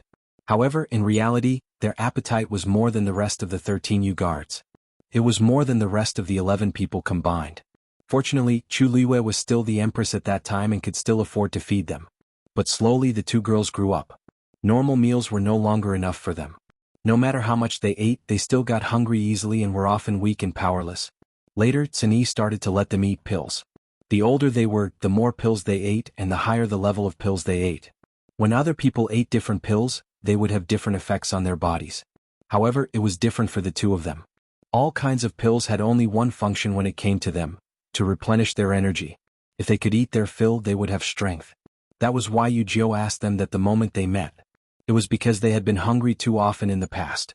Now they had reached the point where they ate pills of doctors and even grand doctors. Seeing the 2 girls finish several bottles of pills just like that, Wu Yao and Yujio only felt heartache. Look at how hungry the children are. Sanson glanced over and took a deep breath. He felt heartache for the 2 of them, but he also felt heartache for the pills. It was not until they finished 3/4 of the pills in their hands that the 2 of them finally stopped. Aunt 11 put away the rest. She was finally satisfied. Even her usually cold expression warmed up a little. Thank you, third brother. Aunt 12 also whispered, thank you, third brother. She even burped halfway through her sentence. Her face instantly turned even redder. Seeing this scene, Sanson could not care less about the pills. After all, he had watched them grow up. How could he not be willing to part with those things? Are you done eating? Aunt 12 nodded with a red face. Aunt 11 was much more straightforward. If it was like this just now, I could have taken out a venerable one divine artifact's power of Tianlei and given it to 13. It's a pity. The corners of Sanson's eyes twitched. Even Yu-Gi-Oh could not help but touch her nose. This isn't very good, right? A venerable one divine artifact is quite rare. How inappropriate would it be to destroy it just like that? Aunt 11 thought about it and felt that it made sense. She looked at 13 again. Then you can use it the next time you break through to venerable one. It's the same. 13 did not expect to be arranged as soon as he broke through to venerable one. He was speechless. After struggling for a while, he said, "This? Maybe by then, everyone will be able to summon Tianlei normally?" The main reason was that the current situation was too strange.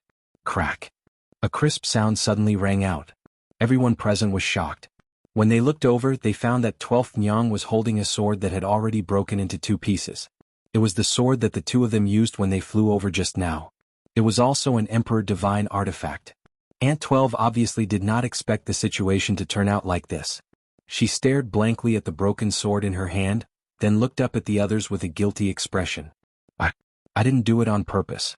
I just wanted to put it away." Everyone was speechless. Aunt 11 was already used to this.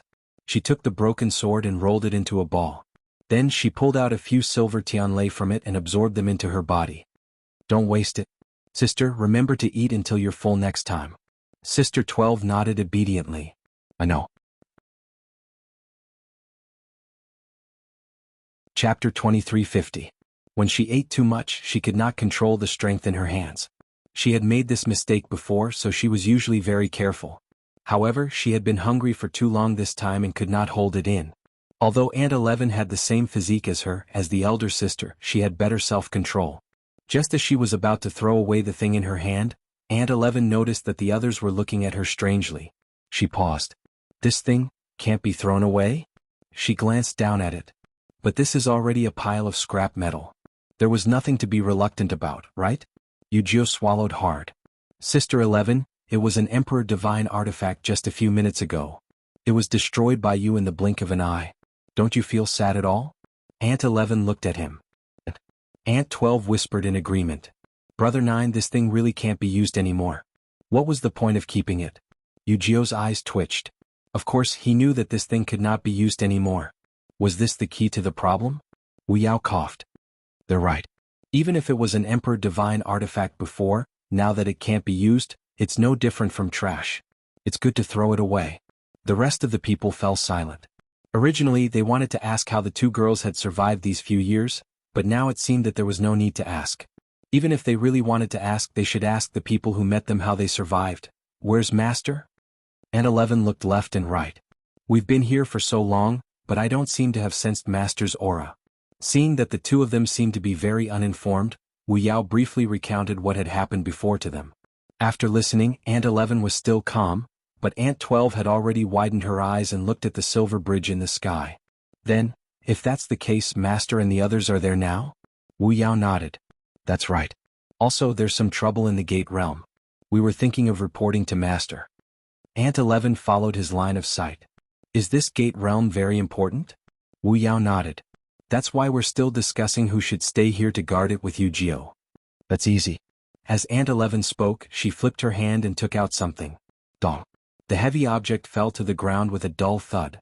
Sanson and the others looked carefully and were immediately shocked. What appeared in front of them was an 8-foot-tall bronze man covered in dark gold. "This is a puppet?" Sanson's eyes lit up. She stepped forward and pinched the puppet's arm. "This is made of the best heavy gold copper. Just a palm-sized piece would be a priceless treasure in the outside world. As for this puppet, it was made entirely out of this material." He knocked. "You're still honest? This puppet's battle prowess is comparable to that of a top god. Leave it here and help guard the Gate Realm," Aunt 11 said. Wu Yao was instantly tempted. This was indeed a good idea. Now that 13 had also become a high god, he was thinking of having 13 and Yu-Gi-Oh work together to guard the Door Realm. The only drawback was that 13's combat power was not on par with Yu-Gi-Oh's for the time being. But with this puppet things were different. This thing will indeed be of great help to us. However, why do you have such a treasure in your hands? Wu Yao asked curiously. And 11 said, Big Brother gave it to us. Everyone! Exclamation point. Seeing the shocked expressions on their faces, 12th mother said softly, Back then, Big Brother was worried that the two of us would be bullied outside, so he gave this to us. Third brother, don't you have it? She thought everyone had it. And 11 shook her head. Do you even need to ask? If they had this thing, they would not have been worried about the gate realm just now. Yujio looked down at the wooden sword in her hand and was full of resentment. We all follow the same Big Brother. Why is the difference so big? Wu Yao said, Be content. Your wooden sword was personally carved by Big Brother. I have nothing. Yujio gritted her teeth. You're just a fighter. What do you want? Big Brother's fist? Sanson clutched his chest in pain. Stop talking. All these years, not only did he not take anything from Big Brother, but he had also given him a lot of things. He worked hard for years to earn that little bit of money, but none of it went into his private account. 13 silently took half a step back. Speaking of which, he had learned the most from Big Brother. Naturally, he had no right to interrupt. Wu Yao forced himself to calm down. Then it's settled. As for the two of you, we'll go to the illusory god palace too. And 11 said. Wu Yao choked. Are you sure? Yes. Sanson suddenly realized something and immediately nodded. The illusory god palace is great. There are all kinds of treasures there. Aunt 11 nodded. Yes, that's what we think too. I heard that there's a mountain of herbs there. There should be a lot of pills there. Also, there seem to be a lot of blacksmiths there. Logically speaking, there should be a lot of divine artifacts. Isn't that great? When Wu Yao heard this, he immediately felt that it made sense. Okay. Then let's go together. Illusory God Palace, Treasure Pavilion. Zhao sent Chu Luiwei into the room and left by himself. After he closed the door, he turned around and frowned. Madame said. She wanted to copy all the remaining Shen formations of the mythical flame diagram? Then wouldn't she be able to complete the star path directly? Chapter 2351. He held his breath and looked back again. Even though he couldn't see anything through the door, the waves in his heart couldn't calm down for a long time. It wasn't that he hadn't seen the world, but this was too ridiculous. The mythical flame diagram had been stored in the treasure pavilion for a long time. Some people came to buy it while others were chosen to help copy it. But most of these people were busy with the first volume. As for the second volume, many people couldn't even understand it, let alone the rest. Ming Shu had seen many Shen masters who were determined by their talent, but so far no one had comprehended the entire mythical flame diagram. Of course, Jin Yunlai wasn't one of them, because he had indeed completed the Star Road on his own. As for the others, Qing shook his head, his eyes still filled with disbelief. Looking at Madame's calm and confident look, it seemed like victory was in her hands. He thought about it carefully. In his impression, she did not show the slightest bit of embarrassment because of the mythical flame diagram. The previous few times after she came, she would exchange a few simple greetings before going directly to the second floor and entering the room to copy the Shen formations. She didn't take long. He had seen the replicated ones and they were all perfect. Looking at her, she did seem to be at ease. If she could really copy all the Shen formations this time, then, after leaving this door, she could directly cross the Star Road and enter the illusory God Palace. If this were to happen, she would be the first person to successfully complete the Star Road after Jin Yunlai. Qing was a little excited. Madame's talent and strength seemed to be more amazing than he had expected. He rubbed his hands, suppressed the emotions in his heart, and left. In the room, Chu Luiwei sat quietly by the window. There were 2 books in front of her. It was the mythical flame diagram. The first volume was closed at the side, and the second volume was opened beside her hand. She glanced at it and began to copy without hesitation. Her movements were smooth and without any hesitation. These Shen formations had already been deeply engraved in her mind. As long as she used her memory, she could easily draw them. She was incomparably clear about every single pattern and every single direction. Previously, due to various reasons, she had not displayed her full strength. Every time he came, he would restrain himself. He would only copy a portion of it and stall for time before leaving. As a matter of fact, she'd taken advantage of this period of time to engrave every single diagram in her heart and comprehend them thoroughly. Now she didn't want to drag it out any longer. She had to enter the illusory shrine as soon as possible. Time passed by slowly. Under Chu Luiwei's hands, one profound formation after another was replicated. The further he progressed, the more time he spent, and the more energy and patience he had to expend. However, Chu Liyue's expression remained calm from beginning to end. He was neither anxious nor impatient, and proceeded in an orderly manner. In the blink of an eye, half a month had passed. Mingshu came to Chu Liyue again. He was curious and worried. "I wonder how Madam is doing inside." The profound formation on the mythical flame diagram was extremely complicated, and many people would not be able to decipher even one of them in their entire lives. However, she wanted to comprehend all of it and replicate it. This was a huge project that required a lot of time and energy. It was very quiet inside. During this period of time, Mingshu would actually come to take a look every day and wait outside the door. Other than the sound of books being flipped, he could hardly hear any other sounds. After waiting for a while, seeing that Chu Liyue still did not plan to come out today, he could only shake his head and leave. Fengming Mountain. Tuanzi sat cross-legged, and flames were burning around her silently. The air was scorching hot. From afar, the entire top of Fengming Mountain seemed to be surrounded by scarlet gold flames. When Yu Qian arrived, this was the scene he saw. A hint of surprise flashed across his eyes.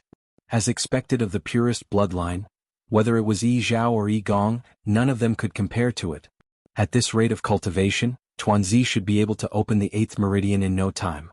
Yu Qian was in a good mood. Although he had made quite a few concessions in order to make Dumpling break the contract with Chu Liyue and stay in Fengming Mountain to cultivate. But now it seemed that everything was worth it. Suddenly a soft sound came from the side. Yu Qian frowned and looked in the direction of the sound. There seemed to be a shadow flashing past. His expression turned stern. "Who is it?" Fengming Mountain was heavily guarded. Other than him and Dumpling, only Chu Liyue could enter and leave freely. However, she also relied on his token to come, so he knew every time. However, the black shadow that flashed by just now had clearly barged in quietly. He moved and quickly chased in that direction. At this moment, Dumpling suddenly opened her eyes. She stood up, frowned and shouted, "What are you doing?" Yu Qian stopped in his tracks and turned to look at Dumpling. "You don't have to worry about it. Just cultivate in peace." Dumpling glared, "But you're disturbing my cultivation." Yu Qian paused. "I told you not to come over. Leave immediately." Dumpling put her hands on her waist. "But there was something just now. What was it? Why didn't I see it?" Dumpling glared at him fiercely. "Are you leaving or not?" Yu Qian wanted to say something but hesitated. He really didn't want to disturb Dumpling, so he could only give in. "I'll leave. You continue." After he finished speaking, he moved and headed out of Fengming Mountain. Only when she was sure that he had left did Dumpling let out a soft snort. Still not coming out? Digression, as he wrote, he realized that he had inexplicably lost 2,000 words. He went to the system to look for it for a long time before he could find it. You're tuning in to the Han Li's Wuxia Chronicles YouTube channel. We're so grateful for your support, and don't forget to subscribe to join us on this incredible journey through captivating stories. Your generosity through donations truly makes a world of difference, as it's the primary source of revenue that allows me to expand and enhance this channel for you. Thank you from the bottom of my heart for being a part of this adventure.